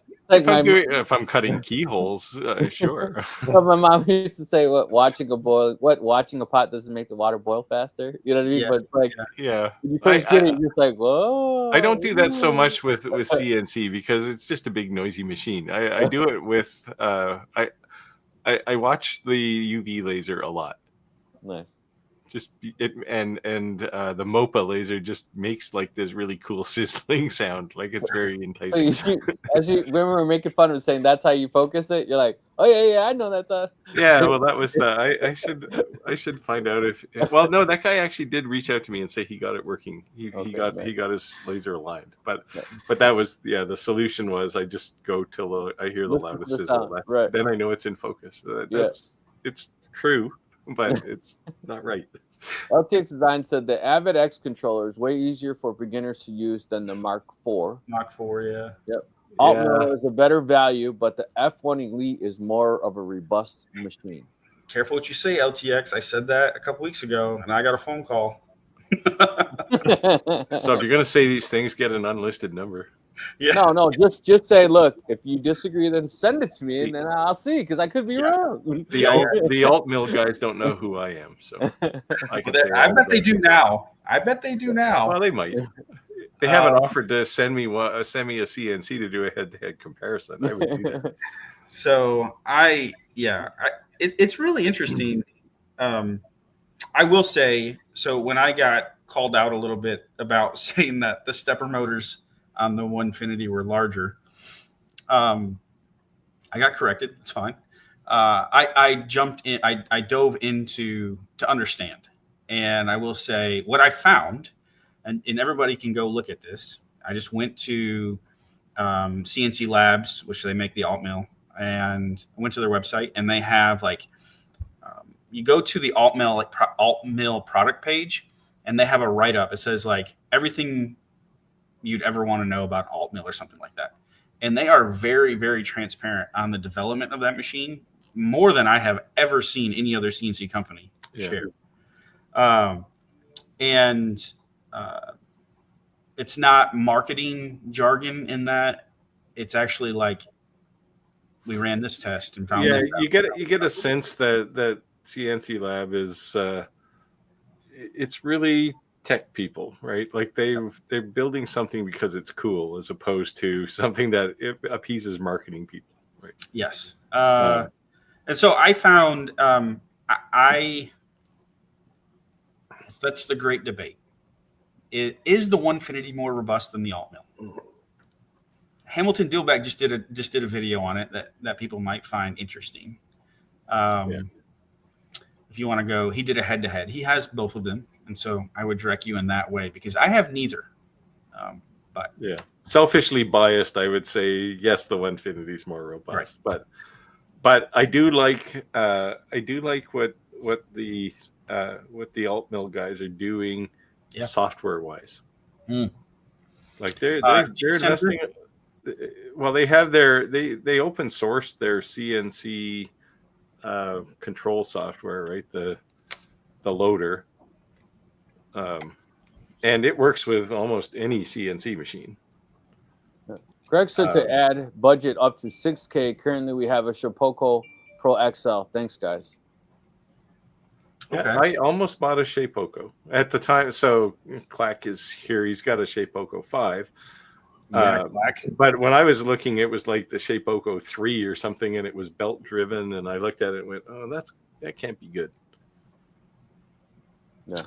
Yeah. So that's why I ended up with Onefinity. It was just they had ball screws, and they're more accurate, and they're faster and quieter, and a lot of people made that decision. yeah. Nothing wrong. And to the benefit of anybody who wants to buy a Shapeoko, right? Because they have them now too, right? Yep. FTX Design said, side note, the building botics is terrible. IMO. I'm not sure what that means. In my my opinion. opinion. Oh, my opinion. There you go, in my opinion. And the F1 just sits and collects dust because I don't like the builder box controller. Yeah, I've never been a fan. So when I had the original Onefinity, I was never a fan of the Build Botics controller. It works, and the one nice thing it has is it appears on your network just like a device, and you can just load up files. Whereas with the Masso controller on the Onefinity Elite, you need their loader to do it. So I keep it running all the time, and I just drag files to it, and then I walk over and push the go button. But it's not as slick as the uploading on the Build Botics controller. But I thought you were going to say it's Roger, as this comment says. Yes, kudos to Roger. Has been my inspiration in the laser adventure. adventure. Oh, thank you. Appreciate that. It's not as slick as Roger. How you like that one? I'm used to that. That's FTX Side said, I would gladly start a YouTube channel if they call and want to send me a machine and go ahead with my Avid CNC. Nice one. All right, so I'm gonna throw something out there. This is me I'm getting wild tonight. Like, you guys are rubbing off on me. It's crazy. It's getting crazy in here. But should I and I want to know from people. Honestly, I think I know what you're gonna say, but should we work out like a head to head, like if you had, because I've been thinking about this. If I have Shapeoko, if I have a Onefinity, and I had an alt mill, and anybody else that wanted to send one to it, and we did like this throwdown, Same file and just run it. Drag down, knock them out. Yeah, and the hard Ultimate part CNC challenge, right? Right, and the hard part is the reason I've shied away from it and I haven't approached it is because how do I remain non-biased, right? Yeah. I'm a Shapeoko guy. I love what Shapeoko does. They're a great company. It's the first one that I bought, and I've used their products for 7 years. Maybe I say that at the beginning of the video, but then immediately people are going to be like, oh, you're biased. Yeah, it's easy to think that. And I mean, I like my Onefinity, but at the end of the day, I equate my Onefinity to the end of a pencil, right? It's all the software behind it that actually matters, right? It's all the VCarve, all the Vectric stuff, Aspire. Yeah. That's the stuff that matters, right? When you look at any CNC, it's a motor with a tool bit on the end of it, right? And that's the absolute simplest form. But really, what makes the difference is the software. And if like I looked at and I am biased with Vectric because I looked at VCarve or Carveco, and it does everything and more than what something like VCarve Desktop does. But it works in ways you just don't think normally, right? And you have to kind of warp your brain to make Carveco work. Yeah. And so in a sense, it doesn't matter what the CNC is. If you're struggling with the software, you're going to be doomed, right? Yeah, that's a great point. I think for me, I like doing like being innovative and pushing forward. Like I'm constantly miserable because I'm learning new things. Nice. But it doesn't sound like fun. Stress. Constant stress. I'm only like 37 years old. Look at this. Yeah. So am I. Geez, I need to pick up my pace. No, jokes aside, but like the reason I share that is because like that's my heart, and that's the heart of Andy Bird Builds. Is like I don't want to, drives me nuts just to do the same thing over and over again. Yeah. And I think when it comes to these companies, so I've had the opportunity to meet every single one of these companies. I have met them in person, and the people that make these decisions and that are creating these machines. And what I look for in a company is that exact same thing. Someone that is not resting on their product, someone that is continually innovating and pushing the boundaries. And so, like when it comes to Vectric, though, the people at Vectric are that way. Like they are continually making that software better and like driving that product forward. I'm not saying other companies aren't. But you've seen it firsthand, the development. I've seen it firsthand. I've witnessed it. And so, yeah, well, just the jump from Vectric 11 to Vectric 12 was crazy, right? Like it's just there's so much more that it does that it didn't do before. Paul yeah. said, Go ahead. Paul said, sitting watching the laser topic has haunted me over the past few weeks. People get very passionate about Signal over the laser machine. Wow. I'm guilty of it. I've definitely, especially something that I'm liking when it's making. I'm just like, there's a lot of watched pots in a typical laser workshop, looks right? cool. Yeah, it's not gonna go any faster, but I would also say that people think with a laser you can just set it and forget it and walk away. And when you're doing wood, especially it's dangerous. Don't do that. Sometimes you're watching to see if there's flames. Yes. So a lot of times I'll be running and I'm in the room and I'm not staring the whole entire time. But I'm not. I'll often have several lasers running at the same time, and I'm in the shop. I'm not like I go in the house and watch TV. Yeah. I ran that at John once. I ran that at John once and came back to a hole this big in one of mine. Never did that again. Never did that again. Ooh, hang on a second. Chris said the problem with head-to-head CNCs is most don't have the space for 2 or more and 4x4 CNCs. So yeah, this is why I have a 32-inch by 48-inch CNC, because at the time I just didn't have room for a 48 by 48. Or they have to give you a building, then the CNC. Well, if Onefinity wants to build a building in my yard, they're welcome to. Altmill has 12 weeks lead time to be shipped out after purchase. That's another thing that honestly sucks. And but that's not unusual. Onefinity is probably 10 to 12 weeks. No, I'm just saying, it just sucks. You're like, you finally made the decision, you finally bit the bullet. They're like, all right, swipe. See you in 2 months. And then the reality is you probably had to pay for the thing before it arrives, right? Yes, because absolutely. It's sitting on your credit card or something. Right, absolutely. Yeah. So crazy. Yeah, I forget the original Onefinity when I got it was like 5 months. Like it was a long time. And like I bought it in August. I ordered it in August, and I think I got it in like January. Yeah. January. Like it was a long time. I'd be going nuts. The Elite was 3 months, I think.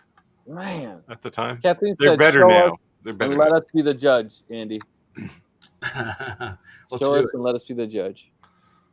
Well, we just need to convince CNC Lab to watch these videos, and they're welcome. I have room in my shop now for one. I know CNC Labs. I know CNC Labs watches or has watched. Yeah, they're a good bunch of guys. Like they do cool stuff.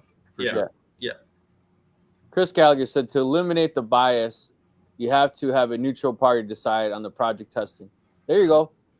Yeah, well, and you have to use hard numbers. You can't have the touchy-feely kind of opinion, right? It's like, it looks nicer, so it must be a better machine, right? You can't have that. It's like hard numbers. And that's the question. How do you quantify head-to-head, with hard numbers? Yeah, well, I mean, there's obvious ones, like maximum speed, those kinds of things. At some point, though, it will get down to the hard one to gauge is user experience. Yep. Right. Like I said, I like the Masso controller because it's easier to use than the Buildbotics. But somebody else might go, oh, there's way too many things to look at on that screen. The Buildbotics just gives me one thing, right? I just have to push the start button. I just had an idea. I know what we do. Yeah, user experience is the killer, right? For sure. Yeah. We do an old-fashioned like Dodge versus Ford, bumper to bumper pull off. So I'm going to put a chain to the gantries and have them pull in opposite directions. That'll tell you who has the bigger stepper motors. Yeah. Yeah. Can the Z-axis on a Onefinity lift an alt mill? Right? Do crazy stuff like that. Dennis, thanks for joining us. Appreciate it. Late's better than never. Abbott should send Andy the X controller. What is this? Science? That's CNC. CNC. Okay. F1. Basically, it says wants to do a head-to-head. Yep. Yeah, well, I would love to do that. That'd be cool. Yeah, there were certain benchmarks, like the exact same files. It'd have to be the exact same file. Well, and that's one of the reasons why something like Vectric would be good, right? Because you can actually create the same tool paths, and run them as is, and then say, okay, now with complete freedom, which one of these could I make better, right? Because you can go a lot faster typically than you would run most tool paths. Okay, so this question, it gets me really excited. I get really I don't know why. This is weird. I get excited about this. It's kind of like CNC Viagra. If Onefinity had not come out, yeah, I know, right? I need some tissues. If Onefinity had not come out with ball screws, where do you think Shapeoko and Altmill would be today? So, David, I don't know if this is a loaded question. I don't know if you work for one of these companies. I don't know. So, but I think this is a fantastic question because and I got a lot of heat from Shapeoko for saying this when it happened back in 2020, maybe. Is Onefinity changed the market? They really did, and they changed it faster than it was going. Like it was on this, we would eventually got there. Don't get me wrong, but I think we got to ball screws faster because Onefinity came out on the scene, and it's interesting. Like if you look at like companies, they should leapfrog each other, right? Like, like let's say, Onefinity came out with ball screws. Now someone else, if you just came out with like the equal ball screws, like another company did, and no other advantages or targeting another part of the market, that's really no good. Like should be another leap and then another leap and then another leap, right? Competition makes innovation. Yep. Yeah. Yep. Well, and that's the thing, right? Innovation, it drives competition, right? It should. Right. So Onefinity came out with ball screws. It forced Shapeoko to do that, but they should have done that plus one more thing, right? The other thing I like about the Onefinity is the fact that you got like these 2-inch pipes, right? That everything's running on, and they're precision tubes, and nobody else has done that yet. And I mean, there's absolutely no play in those things, like none. Herb Browning says, well, I don't even know how to say this. Axiom AR6 Pro. Any thoughts? I was offered one for $3,000. I can't advise. I don't know. I've seen these. I don't know why these are so expensive, honestly. No, sorry guys. If anyone in the comments has one, you guys want to give them some advice? Like they look solid. They look solid. I've heard of Axiom. They seem expensive for what you're getting. Yeah. So I've Browenwood, YouTube channel I talked about. I went to his shop. He started with an Axiom. I don't know if it was the same model. And he does not speak very highly of it. Like he completely rebuilt the thing, basically. And that was nothing against Axiom, just saying like just someone's actual experience with it. It seems expensive for what you get. Clack said he wants to get his Clack Shack 2 building, and it looks like he wants to get a little taste of everything. He's going to change the name to like Clack Shop then. So I guess if it gets that big, it can't be considered a shack anymore. Well, it won't be a shack because it's new, right? It's going to have, like lights and concrete floors and real electricity and stuff. Right? Paul said he wants to be the head-to-head judge. I mean, Paul, I think if we pull off this shack, Hey, let's do it. But another thought I had is maybe if we get Shaq's attention, Shaq can be the judge. Yep. So Andy, I have to 100% agree with this. Mopars always win. Mopar no car, baby. Come on.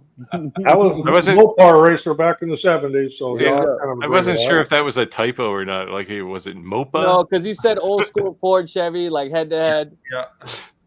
So it said Mopar no car. Didn't they always say like it's Mopar or no car? Yeah, that's what I just said. Yeah. So that's all I drive.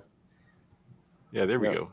The Clack Castle coming up in the comments there. Yeah. Anyway, these axioms, I think they've existed for a long time. Like they were one of the early CNCs, and they were expensive then, and they just never got cheaper. And meanwhile, competitors have risen up all around them. And right, this one. Go ahead. Want to answer it? Sure. His old job has an Avid 5x12. Nice. Purchased 2018, but hasn't been used since 2020. Would it be worth making them an offer? Why not? If they haven't used it since 2020, are they going to miss it? Yeah, I mean, I offer them. Carry it out to your car like you own it. What is it worth? Whew. What is it worth to 12? them? That's it's big. It's a big machine. If you were to buy that new today, you're talking probably, I don't want to misspeak, but like, depends again. Oh, good thought. See what stepper motors are on it, because they have their pro version and they have their non-pro version. So that'll make a difference as well. I'm not sure what they were selling in 2018. That's why I bring that up. But there we go. We bought it for around 17. I was going to say 15 to 20. With inflation, it's probably 20. It's the pro. Cool. Sorry, I'm reading comments. I know I'm horrible at this, Rick. Sorry. Forgive me for my. You're good. But all right. So it's I mean, they haven't used it in a while. Offer them $5,000 for it. And if they come back with, hey, we'll take 8 for it. Done. You know, I mean, that is a very big, and if you have the space, I mean, that's a 60 square foot CNC. So Cool. I'd have to put my tractor outside. What's the old saying? Is it always make an offer that they may have a counter offer? So don't start off at your top dollar. If you tap out at 5, go a little lower, so you seem like you're meeting them halfway, right? But reality was you knew what you have to tap out. If it's been around since 2018, odds are good the person who bought it is no longer with the company. Yeah. So they don't know what they paid for it anyway. Yep. And you could probably offer them like $2,000 to start. Yeah. The other thing too is they haven't used it in 4 years, and that big of a machine might be taking up space. You might be able to get it for $5,000. And the other think about this too. I just had this thought is if you don't have the space and you do get it for a bargain, they're modular. You can cut that down to a 5x5. You can cut that down to whatever size fits, because it's just, the 80-20 extrusion that you can make it whatever. You're not going to be able to change the width, the X axis, unless you cut extrusion, but the length. The length you can change. Yeah. Nice. So you can make it like half the size if you didn't have all the room. Yeah, and if you got it for a steal, I mean, still, if you got a 5x5 Avid for $5,000, that's a steal. Yeah.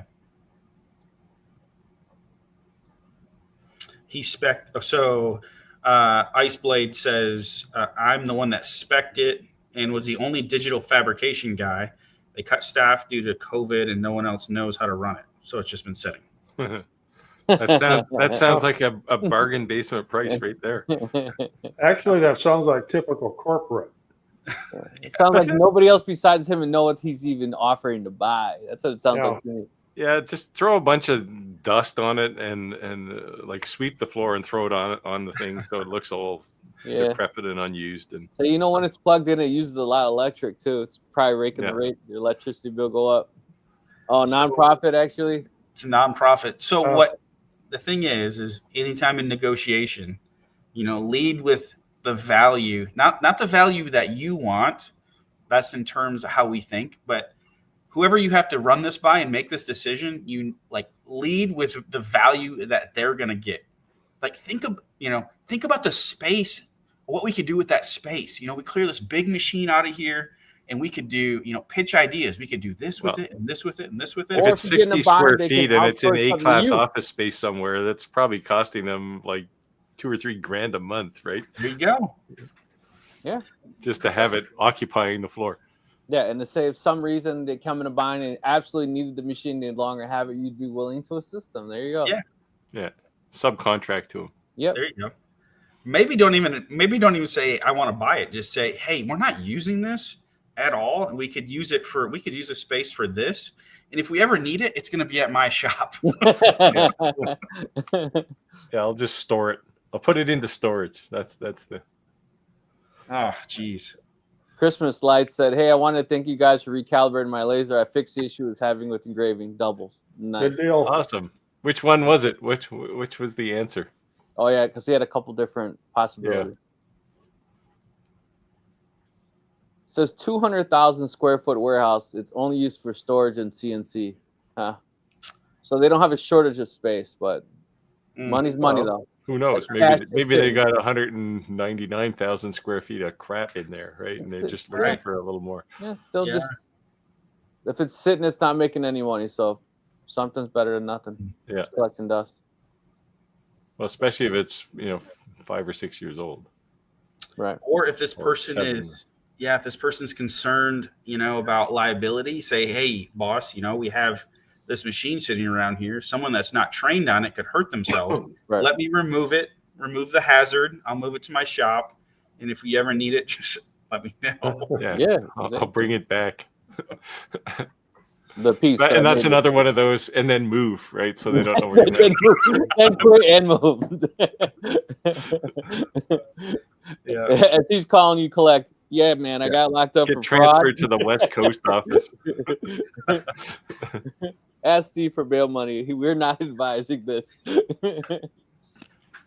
But yeah, I would say just if it's a non-for-profit and it's a good organization and you feel guilty about lowballing them, then just make them a fair offer.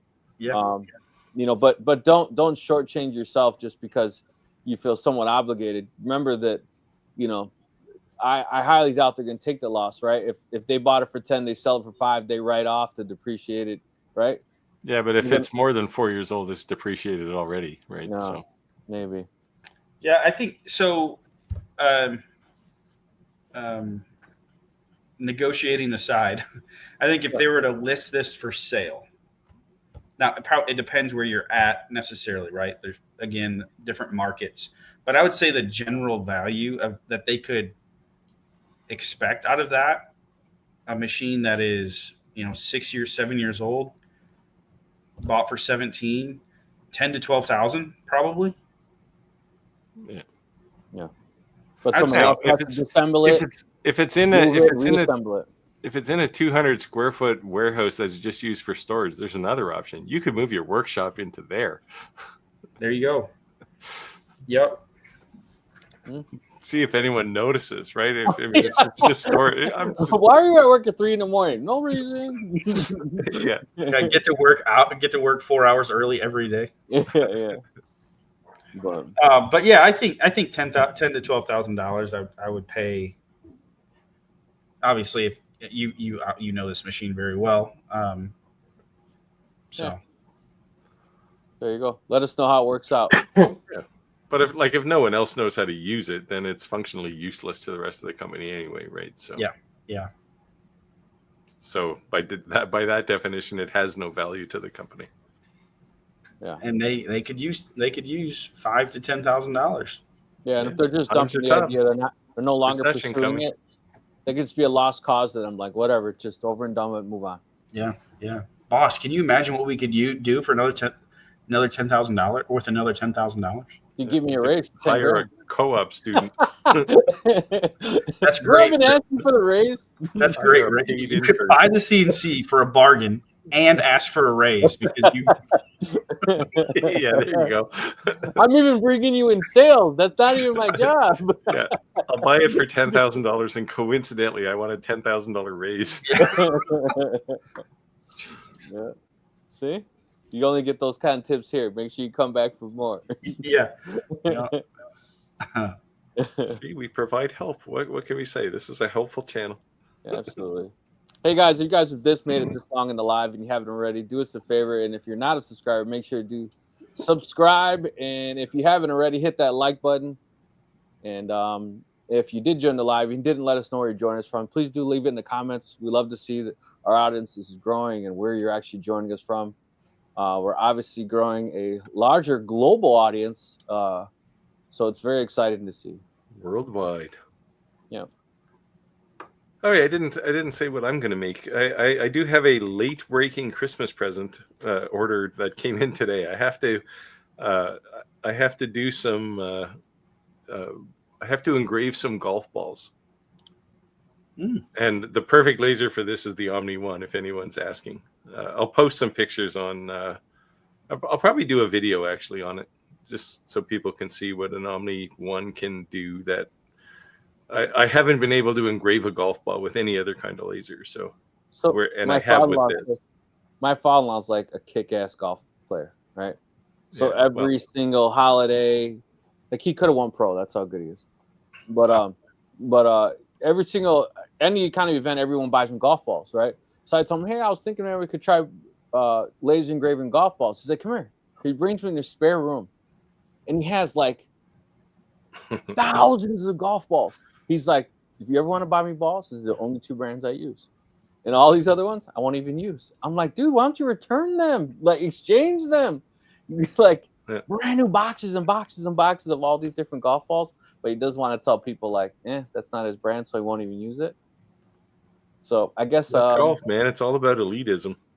Yeah. I used to be a decent golfer, but now not so much. Bad back.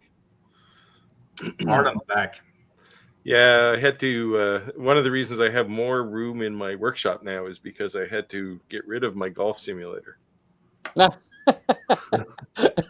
which you never saw in videos. I never showed it in videos, but it was there. It occupied about half of the floor space in my shop.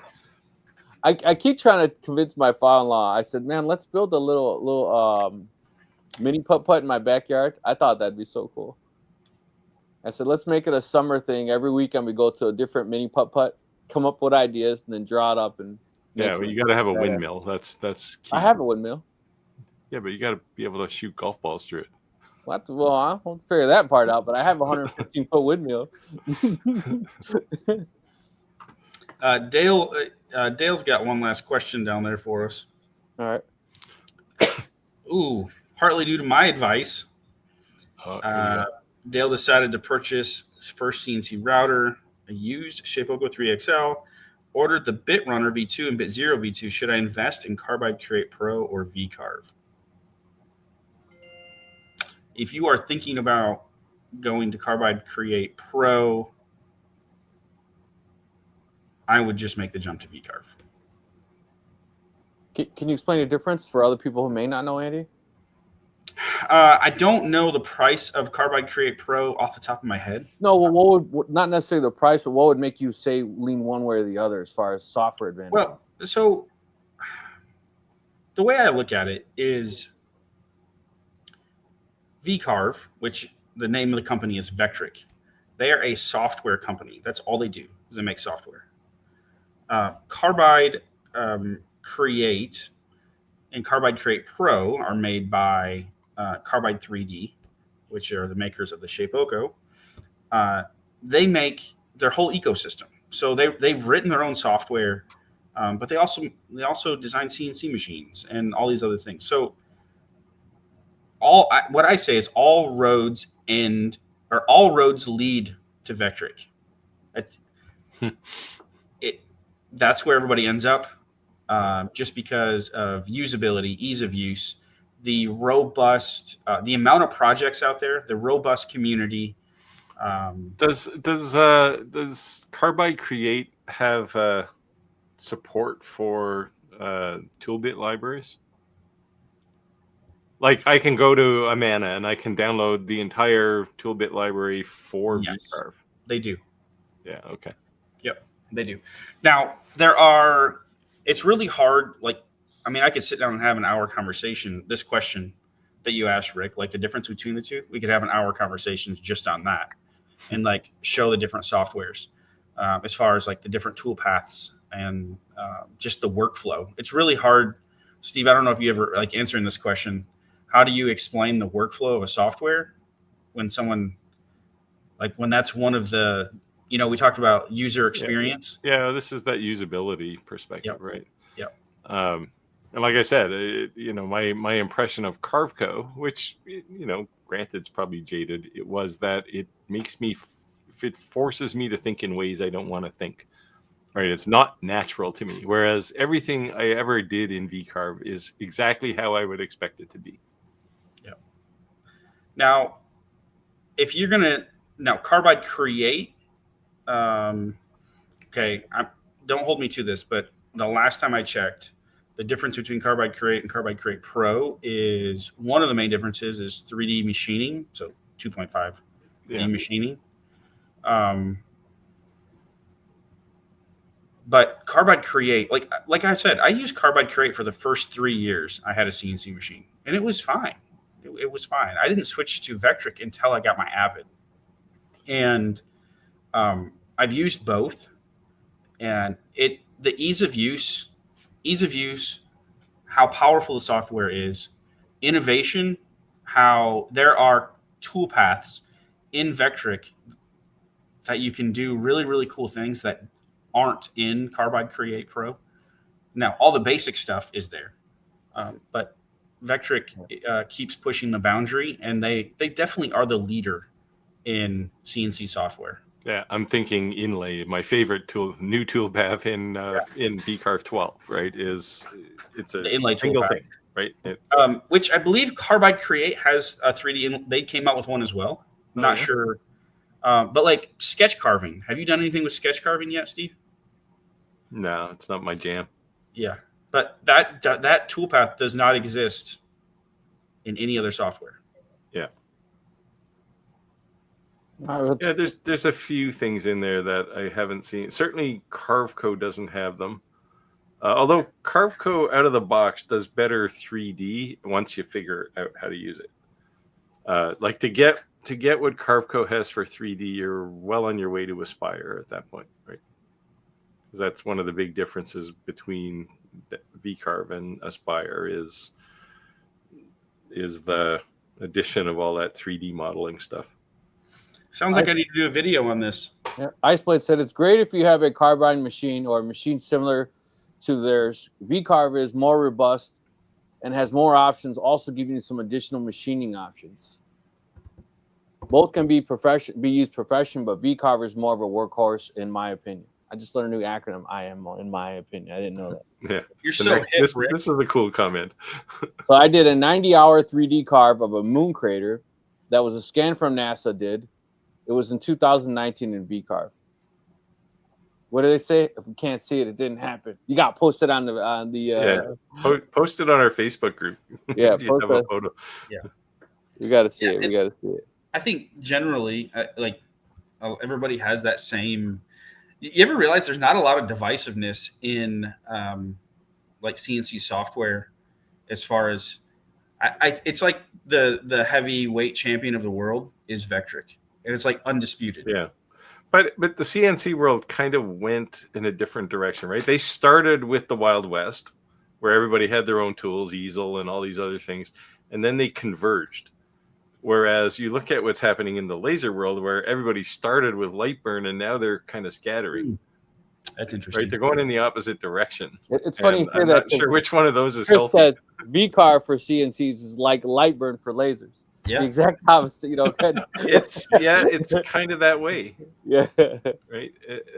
It's easy to use. It works. And it supports every laser or every CNC out there pretty much. Andy, Iceblade said you have the image.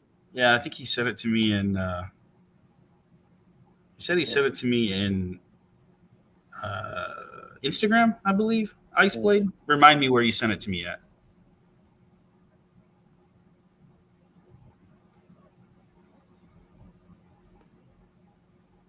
Yeah, I'll have to look it up, and I can share it.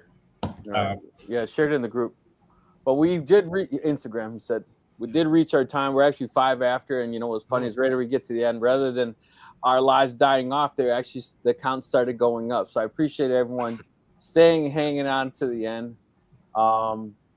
We are not going to have a live on Christmas, and we discussed: are we going to cancel the New Year's Day? I think we should. Okay. So New Year's Day and Christmas, we will not be on our live. So if we don't talk to you then, or you missed our live stream between then, Merry Christmas, Happy New Year. God bless you and your family, and thank you guys for joining. We have one more week though. We have next week. I know, but some people may not make it. So I'm just saying, if you don't catch us, and it'll be a special event because Roger's going to make a brief stopover in Illinois. Yeah, I'm going to be there for back to Mexico. A little bit before I come back down here. So one night event. Yeah. All right, you guys will say anything and close out? Well, thanks for watching, everybody. Like I said, I'll see you again next week, but I'll be back in Illinois. I will see people next week too, and I won't see you next week. Illinois. Safe travels, Roger. And the CNC manufacturers are watching this video. We came up the head-to-head, so you want us to do? Yeah, I want to put the alt mill and the Onefinity head-to-head for sure. Maybe the Shapeoko too. I think we're gonna hook a chain to the gantries, and we're gonna see which one wins. Yeah. Let us know. Thanks for joining, guys. See you next week. See ya. Take care all. Bye.